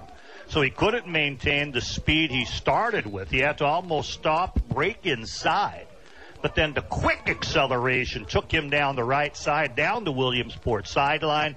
They're going to have him stepping out of bounds at the 25, but boy, the speed did show. 32 yards in the carry by Sean Sheptock. 1st and 10 Berwick at the Williamsport 25-yard line. Taji Taylor is in there as a tight end to the right side. Bankus is the lone running back. In motion comes Devin Smith. Noor on a keeper right side will lose yardage. He is stacked up and will lose yardage back to the 27 or the 28-yard line. But he doesn't fumble by forcing a pitch, Jim. They faked the fullback inside. It bunched up. He tried to take it. There was a man across, so he couldn't continue down the line. He couldn't turn it up. He had no pitch. He held on to it, lost a yard or so, but only a yard or so. That's good football on the part of Benny Noor. Wyoming Valley West will be at Crispin Field next week for the Bulldogs home opener. Valley West at the end of the third quarter leading Pittston area 20-17. Here with the clock running and 5:20 to go in the third. Berwick trails 16-7. They have the ball at the Williamsport 27-yard line, but now facing a 2nd down and 12. Sheptock on a wing to the left.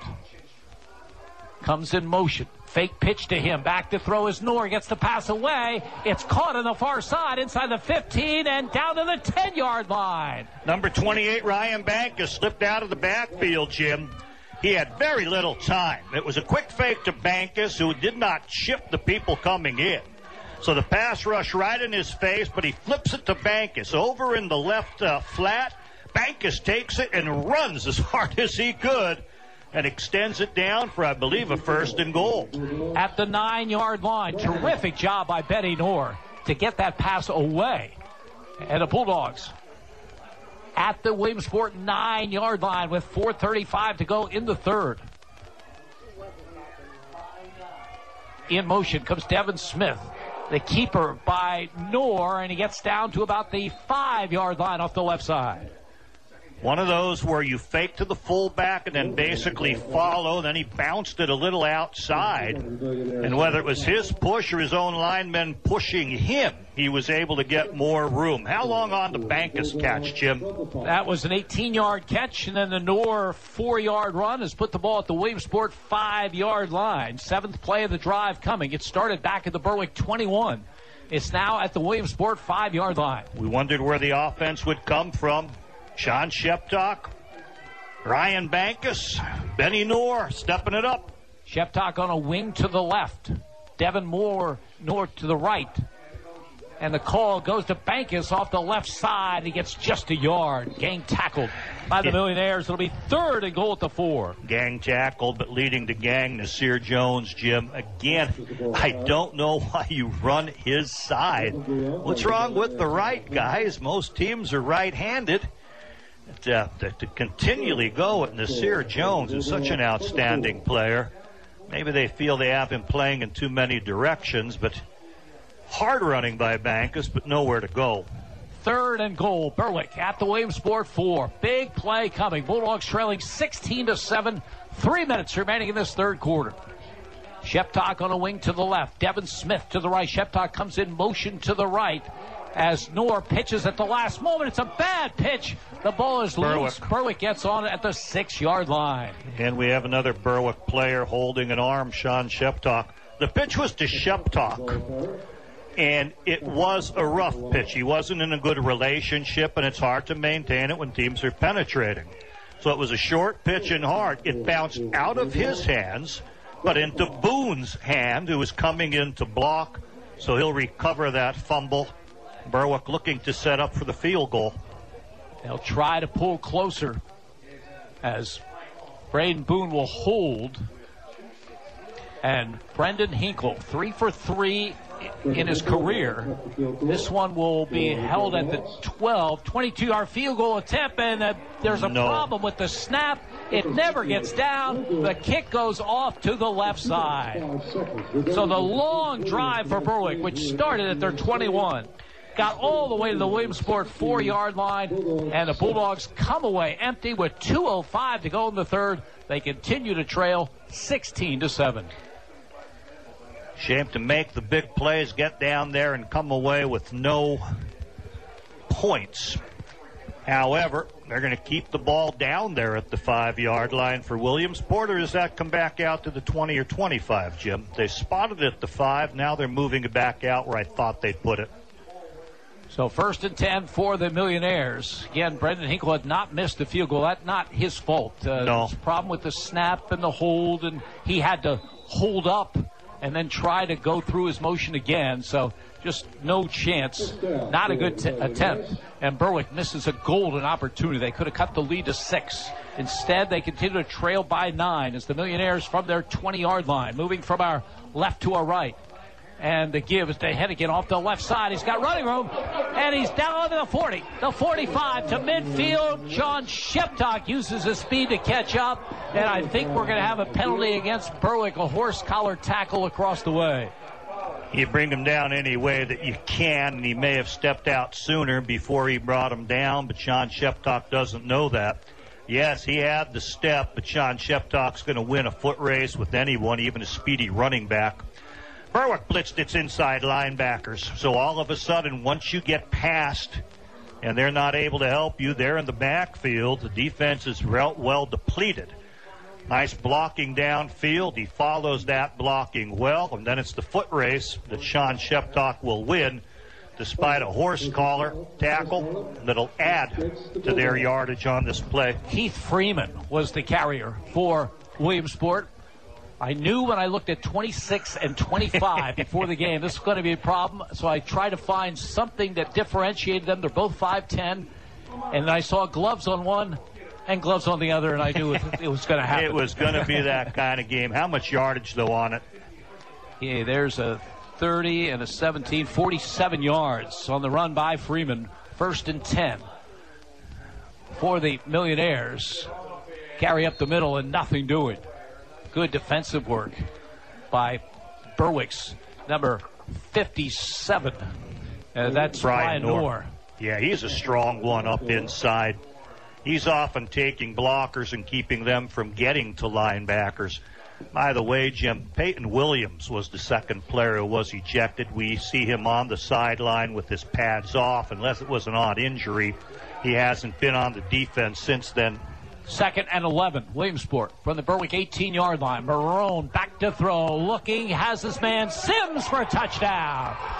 Frankie Marone to Cam Sims for the score, 18 yards out. His second touchdown of the game. He had a 16-yarder early. He just has deceptive speed. You know he's fast. You line up on him, and he's just faster and kicks into one more gear. Zigging in toward the post, zigging back out to the pylon here on the near side.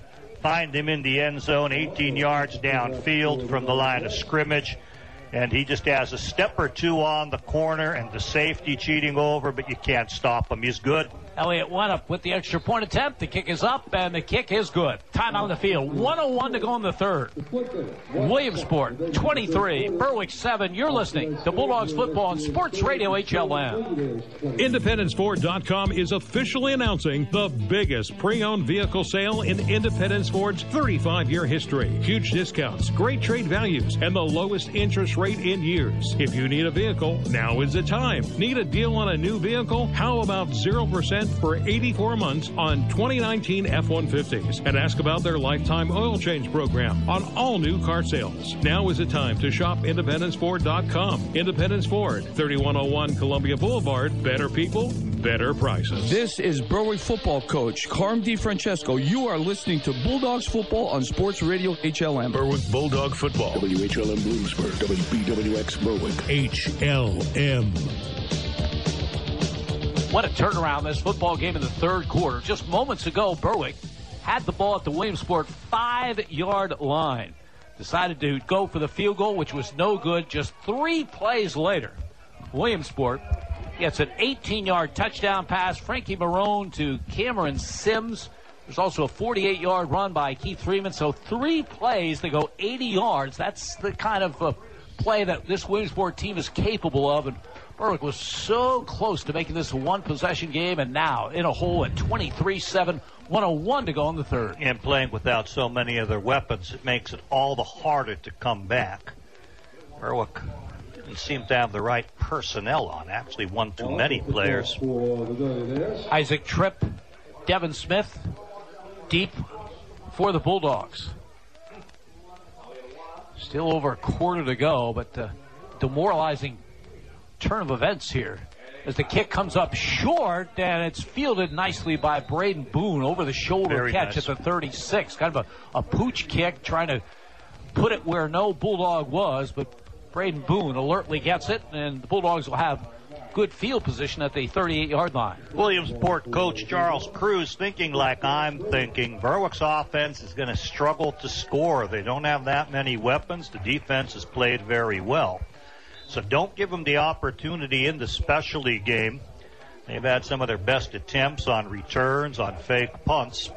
So here go with sort of the pooch type of kick. Braden Boone showing the good hands that he had down at the other end zone when he recovered the fumbled pitch. Berwick 1st and 10 at their own 38-yard line. Ryan Bankus is the running back behind quarterback Benny Knorr. Devin Smith goes in motion, and keeping the ball is Knorr, and Benny Knorr gets out to the 45-yard line. Did a nice job. He was looking to pitch it to Smith, but Williamsport really had that covered. That would have been a disaster for Berwick had Knorr pitched the ball. He kept it, and nice gain out to the 45, picked up 7. Yeah, they will. Give him 32 on the game. Sebastian Robinson eventually caught up with him, grabbed him, and then kept pulling him back. Like, I'm not going to let a quarterback drive forward on me.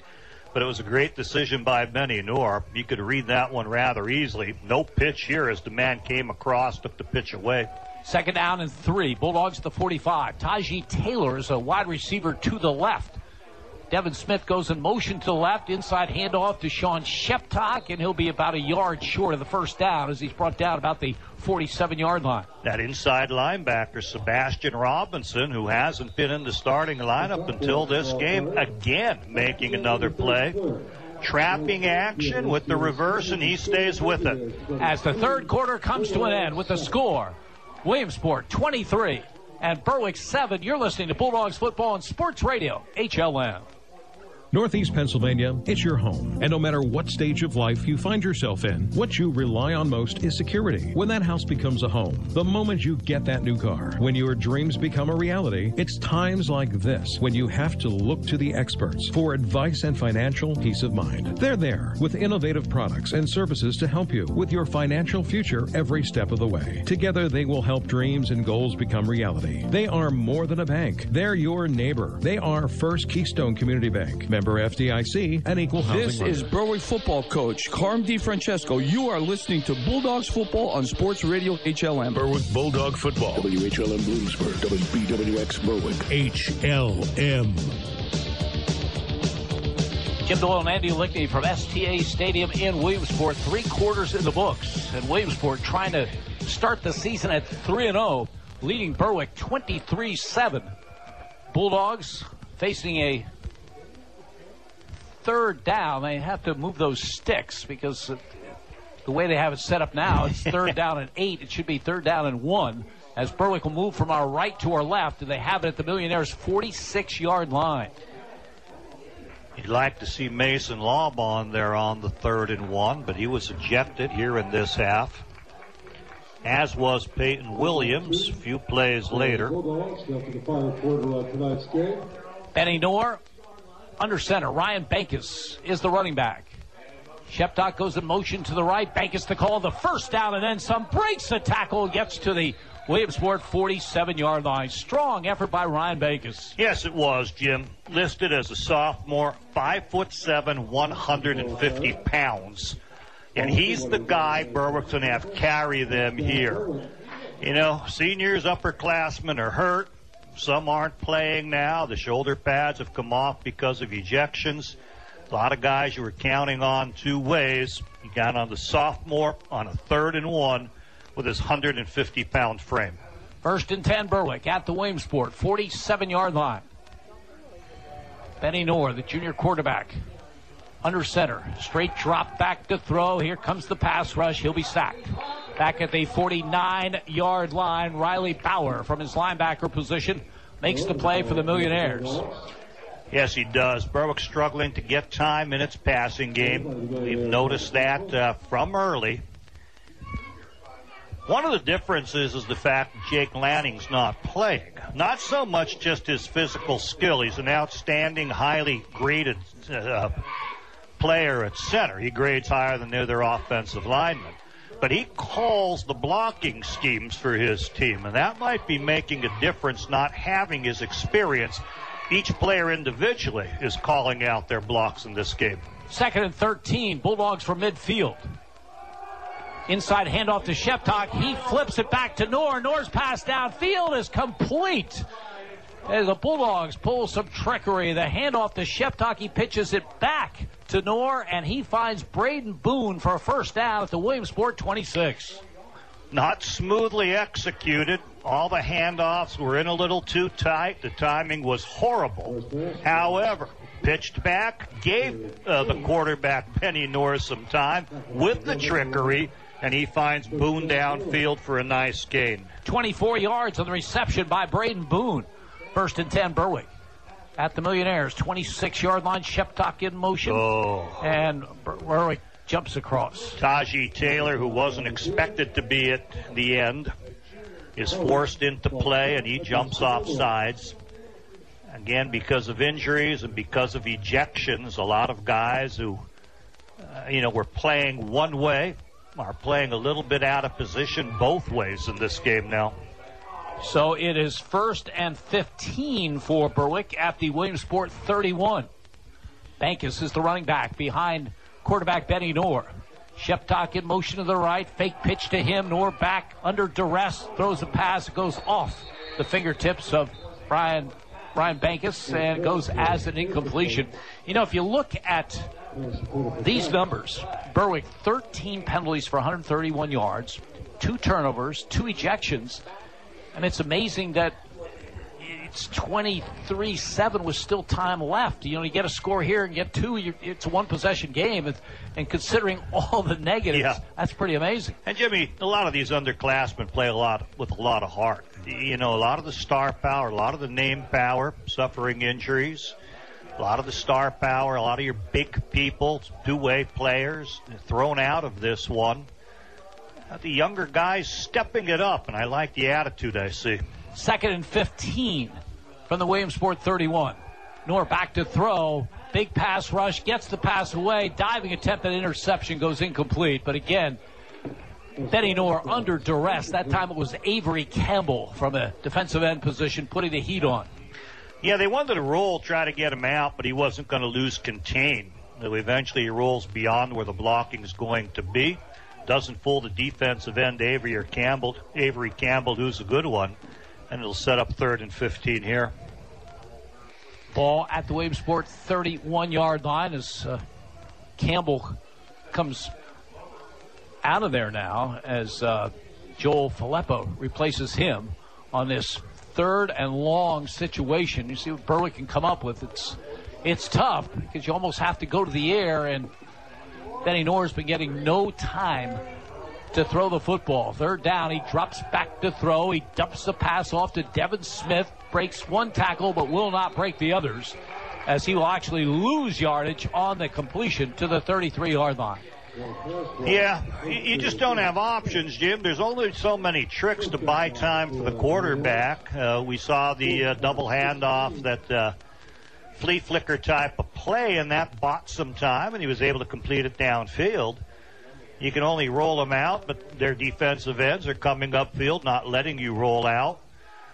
You're just not getting the protection. It's just very, very hard. What do you do here on 4th and 18? You try screens, you try draws. You might try the quarterback run here. Braden Boone wide to the left. Sheptock on a wing to that side. 4th and long. Noor has the snap, and he's back to throw, and he fires. Incomplete. Intended for Devin Smith. There will be a flag against the Millionaires. It was actually Tajay Taylor who was the intended receiver, and Damir Sam's Glover is going to get called. Yeah, we're in a bit of a Homer press box, so you can hear the cheering going on. No, because it was a delayed flag. I'm thinking it the very other way. There was a collision while the ball is going to him.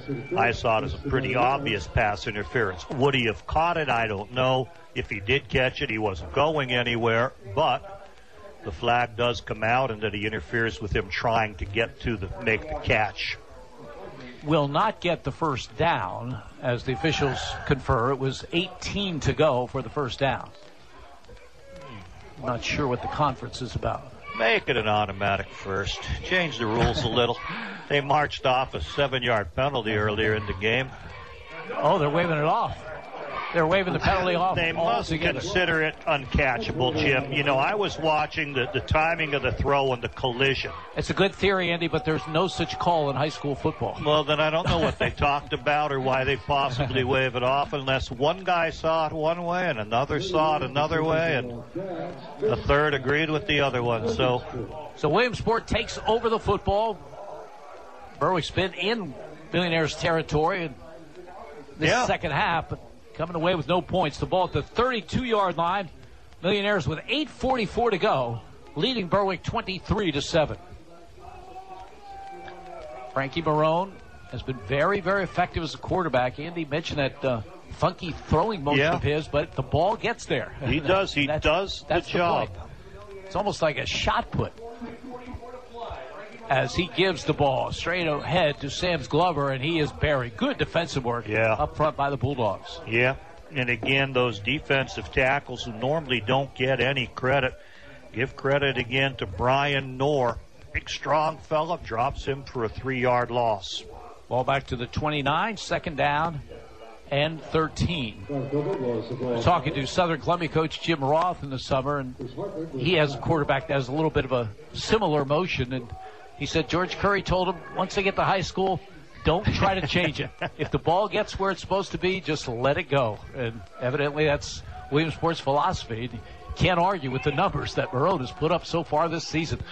Second and 13, a pitch on the end around. It's to Keith Freeman. Freeman gets a block, gets a first down, breaks a tackle down the far sideline. 40, 35, 30, 25, and Keith Freeman will go in for the touchdown. Late flag on about the 10. An unnecessary block in the back will wipe it away. And that's a shame for Keith Freeman. Beautiful run on the pitch, got to the outside. Sean Sheptock had a good hit on him, but it was one of those drive the shoulder and try to knock him over rather than wrapping the arms closer to midfield. Well, the penalty is a hold. Two different flags. Well, there was one early prior to the first down even. That's a holding call. And then there was the one late that, as he's walking in with the touchdown that shouldn't have been blocked. That Sean Sheptock hit him very hard, but couldn't knock him out of bounds or off his feet. And then it was a foot race with linebacker types that Freeman was able to win. Beautiful looking run toward the end. He spun a man around who played it very well, just couldn't catch up with the speed. Oh, it's going to be second down and 18. Williamsport back at their 25-yard line. They're just so explosive. You can contain them and contain them and contain them. It looks like they've got nothing going, and then boom, a play like that one. Boom it is. Fortunately for the Bulldogs, it has come back. Second and long. Millionaires at their 25-yard line. 7.5 minutes remaining in this one. They're in control, leading Berwick 23-7. Slot to the right side, wide receiver left. And a flag and a whistle. We'll see where they're going to mark this. They'll take their time. You know, Jim, we've talked about how good this team is, but probably what we've been told is their best athlete isn't playing, and that's Dallas Grease, who quarterbacked them last year. Well, I don't know if he's their best athlete, but they are missing a terrific linebacker also in Nasir Jones. Yeah. And so Marone is completing into this game 70% of his passes. Yeah. And he's not going to be too far off it in this one, as his numbers were 8 of 12 at halftime. I have him as 1 of 3 in this, that being an 18-yard touchdown. So he's been on the mark. But sometimes quarterbacks can also give you the legs, give you different decision-making, give you this and that. But they spoke very, very highly of Dallas Grease, talking to some of the Williamsport people here in the press box. They called nothing. It's still second and 18. We had a long delay. We got called nothing. The call goes to Sam's Glover, and he makes a good effort out to the 35-yard line. Picks up about 10 on the play. It'll be a third down coming. He's had a lot of carries in this game, but Berwick has really managed to stop him. 10-yard gain, but just +6 overall on his fourth carry of the game. Berwick's looking a little bit fatigued as an awful lot of these players are going two ways. Again, depleted with injury, depleted with ejections, and big-name talent, guys that you really count on. The guys I feel have stepped up very nobly in this effort, but at what point do you just, kind of fatigue to the point you can't keep it up? 3rd and 7, Millionaires at their 36-yard line. Maroon fires a quick out to Nasir Jones, and he carries the tackler for a couple yards, but good work by that defender on the far side. Benny Noor, the quarterback, read it. He stayed with Nasir Jones out in the flat.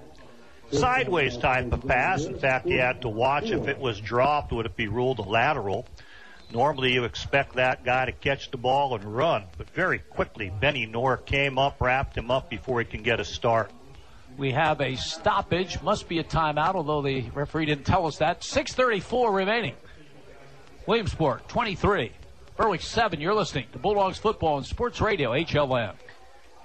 Do you have the right financial advisor to help you reach your goals? Ameriprise Advisors can create a personalized, goal-based plan to help you prepare for whatever life brings, so you can feel more confident about your financial future. Call Jeffrey McKinnon, Certified Financial Planner with McKinnon Financial Group, a financial advisory practice of Ameriprise Financial Services, LLC. 570-520-4137. The office is located at 118B East 3rd Street in Berwick, Pennsylvania. Ameriprise Financial Services, LLC. Member of FINRA and SIPC. This is Berwick football coach Carm DiFrancesco. You are listening to Bulldogs football on Sports Radio HLM. Berwick Bulldog football. WHLM Bloomsburg. WBWX Berwick. HLM. 6 minutes, 34 seconds to go in this one. Williamsport in control, leading Berwick 23-7. And after this timeout, Millionaires facing a 4th down and 4, so Berwick will have to be a little cautious along that line of scrimmage. They've also been bringing a man in motion out of punt formation, so they're going to have to make sure that they do stay with that.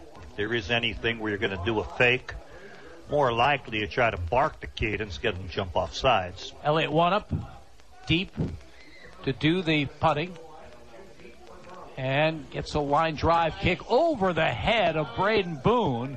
Boone has to let it roll, and it rolls all the way to the Berwick 3-yard line. Line drive kick that just kept going. There's no wind to speak of, and just fooled Braden Boone. Yeah, I think it's always safer to be a little bit deeper rather than playing it more shallow. When I looked at them, I'm thinking I might back up a tad. One receiver was deeper than the other, but he couldn't get over to that side of the field. And once it gets over your head, add the bounce to it. Berwick with horrid field position down on the 4. 58 yards and no return on the punt by Wenham. 6:19 remaining in the game. Berwick trailing Williamsport 23-7. Bulldogs take over at their own 4-yard line. Taji Taylor at tight end. Benny Noor continues at the quarterback controls, and Ryan Bankus is the running back. 1 yard deep in the end zone. We have the referee stopping play and then starting play. Resetting the 40-second clock, 25-second clock here in high school. Sheptock comes in motion. Noor will keep it off the right side, and he's over the 10 to the 11-yard line. Good first down carry. Yes, it was. Ryan Bankus did the dive fake, and Avery Campbell drove him back into the end zone. Jim, you and I were talking about ways of defending the option, and sometimes it's intimidation. Hit the people who aren't getting the ball. Often it's the quarterback you try to intimidate. That time the fullback took a shot, but the quarterback got a nice gain of, 7? 2nd down and 3. Bulldogs from their 11. Sheptock in motion. It's the call. Nor will keep it again, and this time just about a yard straight ahead. Yeah, up the middle, and it's been getting tougher and tougher to run it up the middle. Fake to Bankus and tried to follow him in tight. Almost over center, Bruce Hartman. But, not much room. Might give him a yard. No gain in the play. 3rd down and 3. Berwick from their own 11-yard line. Sean Sheptock on a wing to the left. Benny Noor under center. Sheptock in motion to the right. Toss to him. Makes one man miss. And another stays on his feet. Looks like he has a first down. Nice job by Sean Sheptock. He had to cross the 15, and as his body fell, he reached the ball forward. Good football knowledge. He's learning to read those sweeps, Jim, because they're being contained well. And he has to go at a pace where he can slow down and break inside. He's getting a little bit of a shield block. Then after that, he's been able to use his speed and his power. That was a very nice run to gain the first down. Berwick from their own 15-yard line. Bruce Hartman, the sophomore center, over the football. Benny Noor's got a wide receiver to either side. Long count. Play action. Back to throw. Fires over the middle. Incomplete. It was intended for Devin Smith. Pretty good coverage by the Millionaires at the 30. 3-step and throw. Quick timing pattern. Able to get back, get set, and get rid of it before any pass rush could get to him. Chance of a completion there, but just unable to finish the play.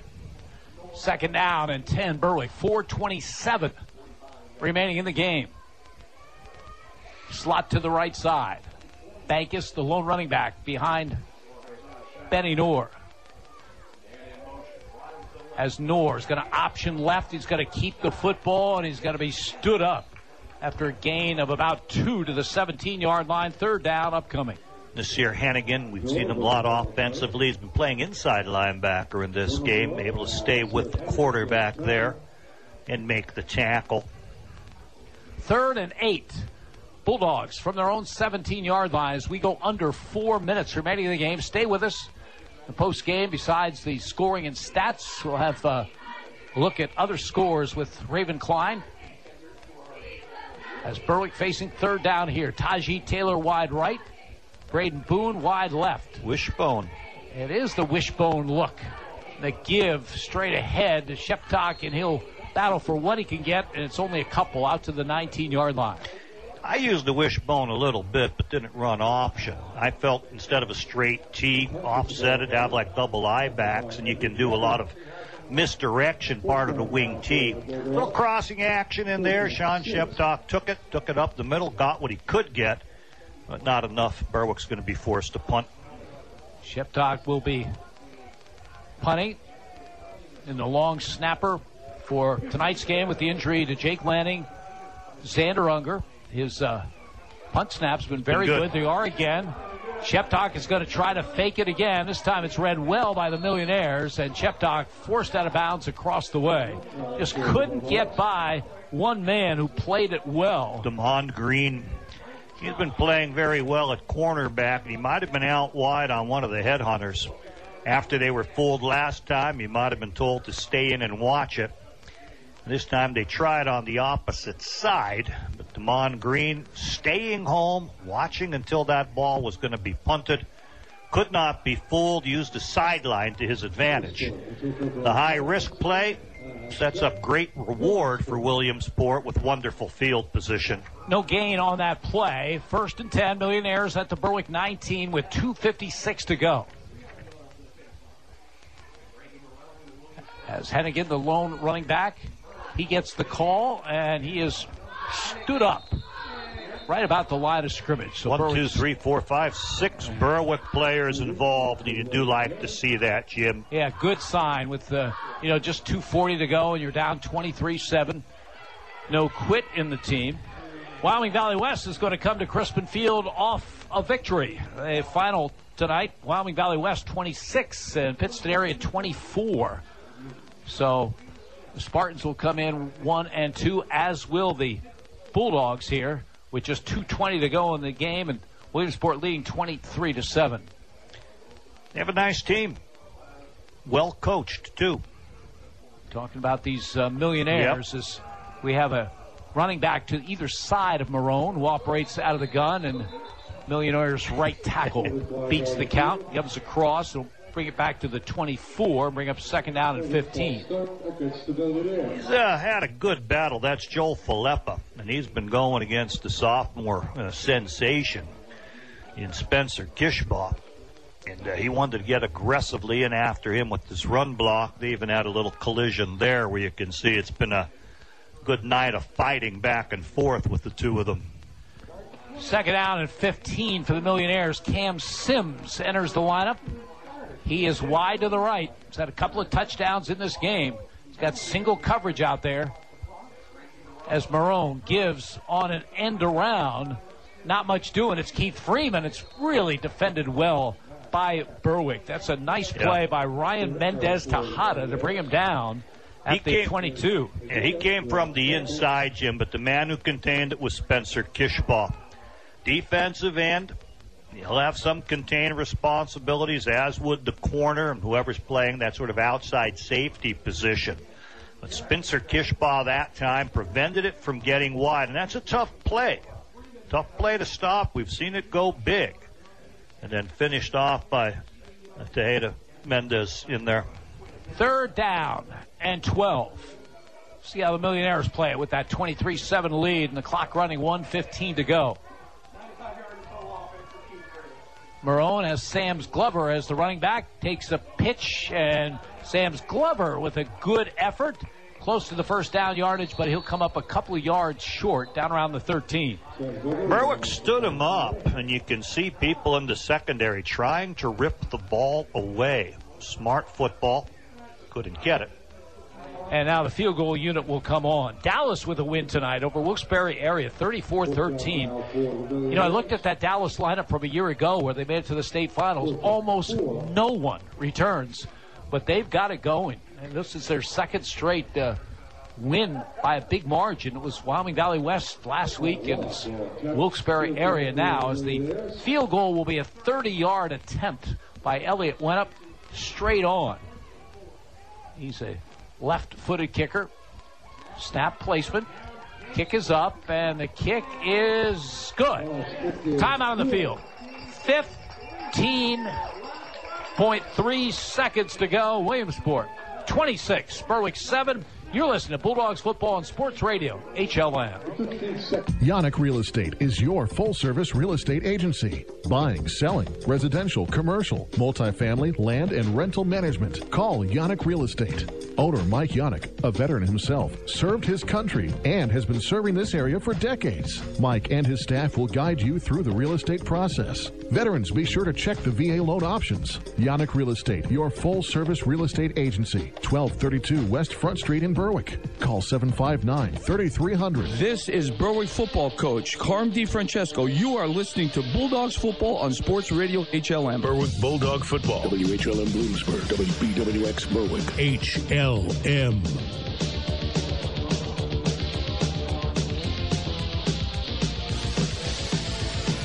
Elliott Wanup with his second field goal of the game. This one from 30 yards out has extended Williamsport's lead to 26-7. Just 15.3 seconds remaining in the game. As Berwick had their chances in the third quarter, turned away after getting it to the Williamsport 4-yard line. Williamsport then scoring in 3 plays, and that was pretty much it. Big turnaround there in the third. As Wanup, they have found a kicker in him. He's a senior off the soccer team and has looked good. He's punted the ball well. He's had a touchback on a kickoff and has had a couple of field goals as well. The latest from 30 yards out, extending the Millionaires' lead to 26-7. Mentioned Berwick in their home opener next week against Wyoming Valley West. Williamsport will be right here to take on Wilkes-Barre area. Mentioned Wilkes-Barre area is suffering their first loss tonight at the hands of Dallas.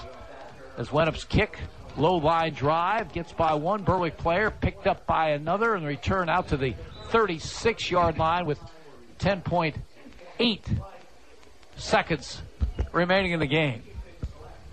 So the Bulldogs will fall to 1-2 going into that home opener. Hard to believe, but there's just so many strange parts to this season. Hard to believe to have your home opener in October, but that will be the case. It will be October 2nd, next Friday. The Bulldogs hope to get some of their walking wounded back in the lineup at that time. So the Bulldogs come out for perhaps the last snap of this game. Expect to see Matt Lonzinski, the backup quarterback, in there from the 36-yard line. Isaac Tripp comes in motion. Lonzinski pitches to him. Tripp hit behind the line and then is brought down on the play. Loss of a couple by Isaac Tripp on the final play of this game. The final score, Williamsport 26 and Berwick 7. Statistics, scores of other games, scoring of tonight's game, all that in the post game. Coming up next, you're listening to Berwick Football on Sports Radio HLN.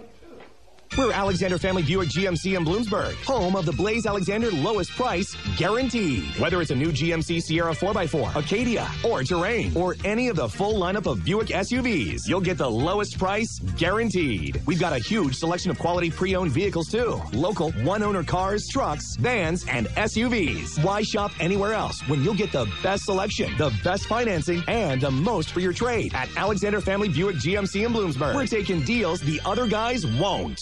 Forge Pub and Eatery on 11th and Mulberry in Berwick is where you need to go when you want a delicious homemade meal. Even the salad dressings are scratch-made. Open every day at 11 with free delivery to the Berwick area. And check out their Facebook page to get the daily specials. They have a full bar, 10 beers on tap with 5 rotating seasonal brews, and an extensive selection of domestic and craft beers. It's the perfect place to go out with colleagues or for date night. Forge will always impress. Forge Pub and Eatery in Berwick is a proud supporter of the Berwick Bulldogs football team. Berwick Bulldog Football, HLM. In high school football tonight, in the fourth quarter, Danville leads Lewisburg 35-7. A final, Southern Columbia beat Warrior Run 67-0. A final, Crestwood wins over Nanticoke 49-7. A final, Dallas wins over Wilkes-Barre area 34-13. In the fourth quarter, Hazleton area is leading Tunkhannock 20-7. A final, Lake Lehman wins over Hanover area 42-6. A final, Wyoming Valley West wins over Piston area 26-24. A final, Northwest beat Bucktail area 42-6. In the fourth quarter, Wyoming area is leading Holy Redeemer 41-14. A final, Loyalsock wins over Hughesville 55-18. A final, Jersey Shore wins over Central Mountain 55-7. A final, Montoursville wins over Mifflinburg 56-0. A final, Shamokin beat Selinsgrove 16-0. A final, Shikellamy beat Milton 14-0. A final, Central Columbia wins over Midwest 42-20, and the Bloomsburg Mount Carmel game will be played tomorrow or Saturday. Same thing. For HLM Sports, I'm Raven Klein. Berwick Bulldog Football, HLM. 26-7. Williamsport scored this game off the opening kickoff, putting together a 7-play, 62-yard drive, capped on a 6-yard touchdown pass, Frankie Marone, to his outstanding tight end, Nasir Jones. 2 big plays along the way. Williamsport had been stopped and were punting on a 15-yard penalty against Berwick, roughing the punter. Later, there was a pass from Frankie Marone to Keith Freeman that was defended well by Berwick's Devin Smith, but he tipped the ball into the air. It went into the hands of Freeman for the first down, keeping that drive alive. Elliott Wenup kicked the extra point following that touchdown. Williamsport had the early 7-0 lead, 8:52 to go in the first. On their second possession, Williamsport went 11 plays. Drive started at their 20. It got to the Berwick 10-yard line, stalled there. Elliott went up 27-yard field goal to make it 10-0 Millionaires. Huge play on that drive.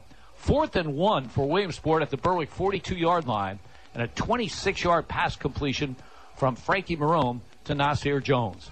So 10-0 Millionaires after 1 quarter of play. Berwick got on the board in the second quarter. They faced a 4th and 1 at the Williamsport 47-yard line. Mason Lawbaugh came on at fullback for the first time, went off the left side, got some great blocking. He went 47 yards, was never touched along the way. Extra point by Brendan Hinkle. That made the score Williamsport 10 and Berwick 7. Later in that second quarter, Avery Campbell recovered a fumble by Benny Knorr after Knorr was sacked, as the pressure on Knorr was relentless all night long by that Williamsport defense.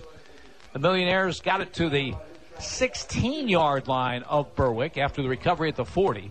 They got it there on a 24-yard reverse to Cam Sims. And then from the 16, with a very small window, somehow Marone got it through the Berwick defense to Sims for the touchdown. Kick for the extra point was blocked, but Williamsport went in at the half, leading by a score of 16-7.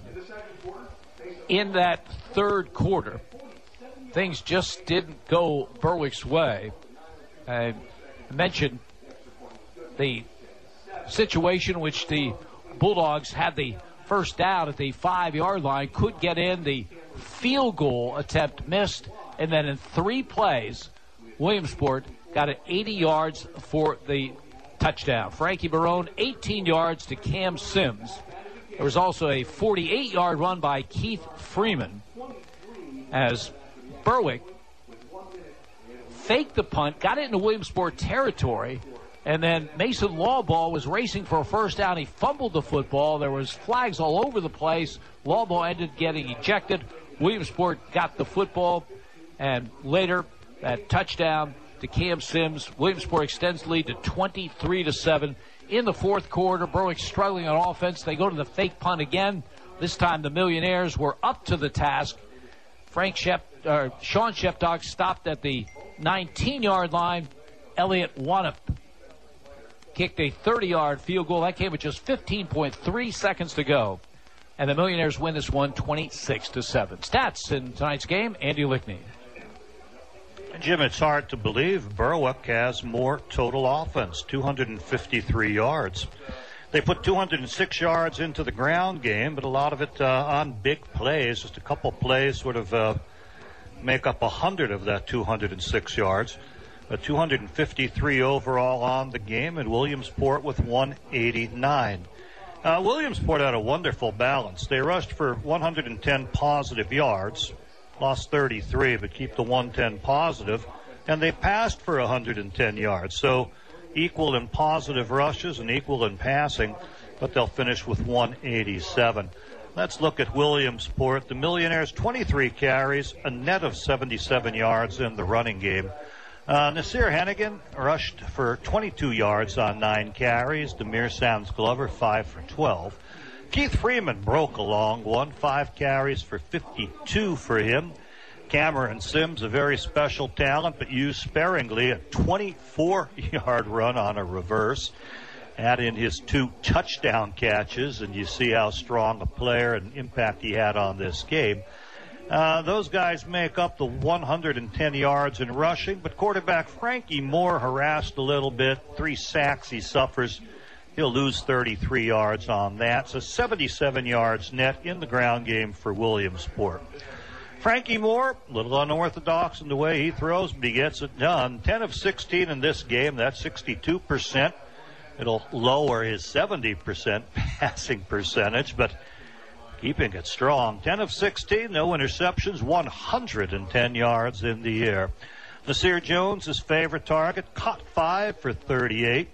Keith Freeman caught 2 for 34. We mentioned Cameron Sims. He caught 2, both touchdowns, 16-yarder and an 18-yarder for a total of 34. And Brandon Mazzanti, he caught 1, a 4-yarder, which Berwick stripped out of his hands. But 110 in the air, 110 positive rushing, minus 33 for the quarterback, call it 77, 187 in total offense for the Williamsport Millionaires. Berwick has 253 compared to that 187, almost all of it on the ground. It was very, very challenging for Benny Knorr the entire game to get passes off. He finishes 4 of 9, no interceptions, 49 yards. Sean Sheptock caught a 6-yard pass. Brandon Boone caught one for 24, and that was off of a flea flicker that bought the quarterback some time. Devin Smith took one on a swing, lost a yard on that. And Ryan Bankus, a very nice little underneath pattern, caught it and ran 18 yards for him. 4 receivers, 4 catches, 47 yards in the air, as Berwick just had no time to get passes off. In the running game, they put up a lot of numbers. Some of them are sort of solitary and big. Mason Lawbaugh on a 4th and 1 burst for 47 yards and a touchdown on the night. 2 carries for those same 47 yards. And Sean Sheptock has a big night. Didn't have many carries before half, but he finishes the game with 10 carries and 79 yards. Looking further on down, Blake Maurer had a 15-yard burst straight ahead, but twisted that injured angle even more and had to be helped after the field. Logan Smith, 4 first-half carries, 12 yards. Devin Smith, 1 carry for 7. Isaac Tripp ended the game losing 2 yards. Ryan Bankus, 3 carries for 10 yards. I mentioned his 18-yard reception. I thought he had a nice game. And then Benny Noor, 14 carries, by far the most on the team. 14 carries for 40 yards, some by design, some as part of the option, some escaping. And I'm trying to look. It looks like he was sacked once and fumbled once, so a couple negatives in his game. But overall, I thought another strong game for Benny Noor, was given no time. 206 is the total on the ground on 37 rushes. Add the 47 in the air, and you get 253 for Berwick.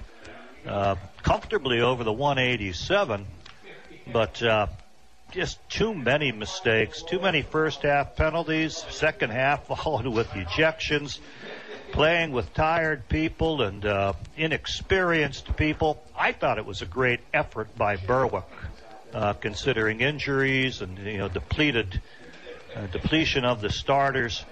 But they just need to find a way to give their quarterback a little bit more time and work a few other aspects of the game, Jimmy Doyle. 2 turnovers, 13 penalties for 131 yards, 2 ejections. You're not going to win too many games under those circumstances against anybody, much less a very good Williamsport team. And the Millionaires prove that they are just that tonight, and they've proved it for 3 weeks now as they go to 3-0 on the season with the win. They'll be home against Wilkes-Barre area next Friday night. For the Bulldogs, they'll take their 1-2 record into their home opener. Be against Wyoming Valley West. 7 o'clock kickoff from Crispin Field. We hope you'll join us for the broadcast. As usual, it will start at 6 with the Coach DeFrancesco show. That final again, Williamsport 26 and Berwick 7. Frandy Lickney and our producer Raven Klein. This is Jim Doyle reminding you you're live on Sports Radio HLN.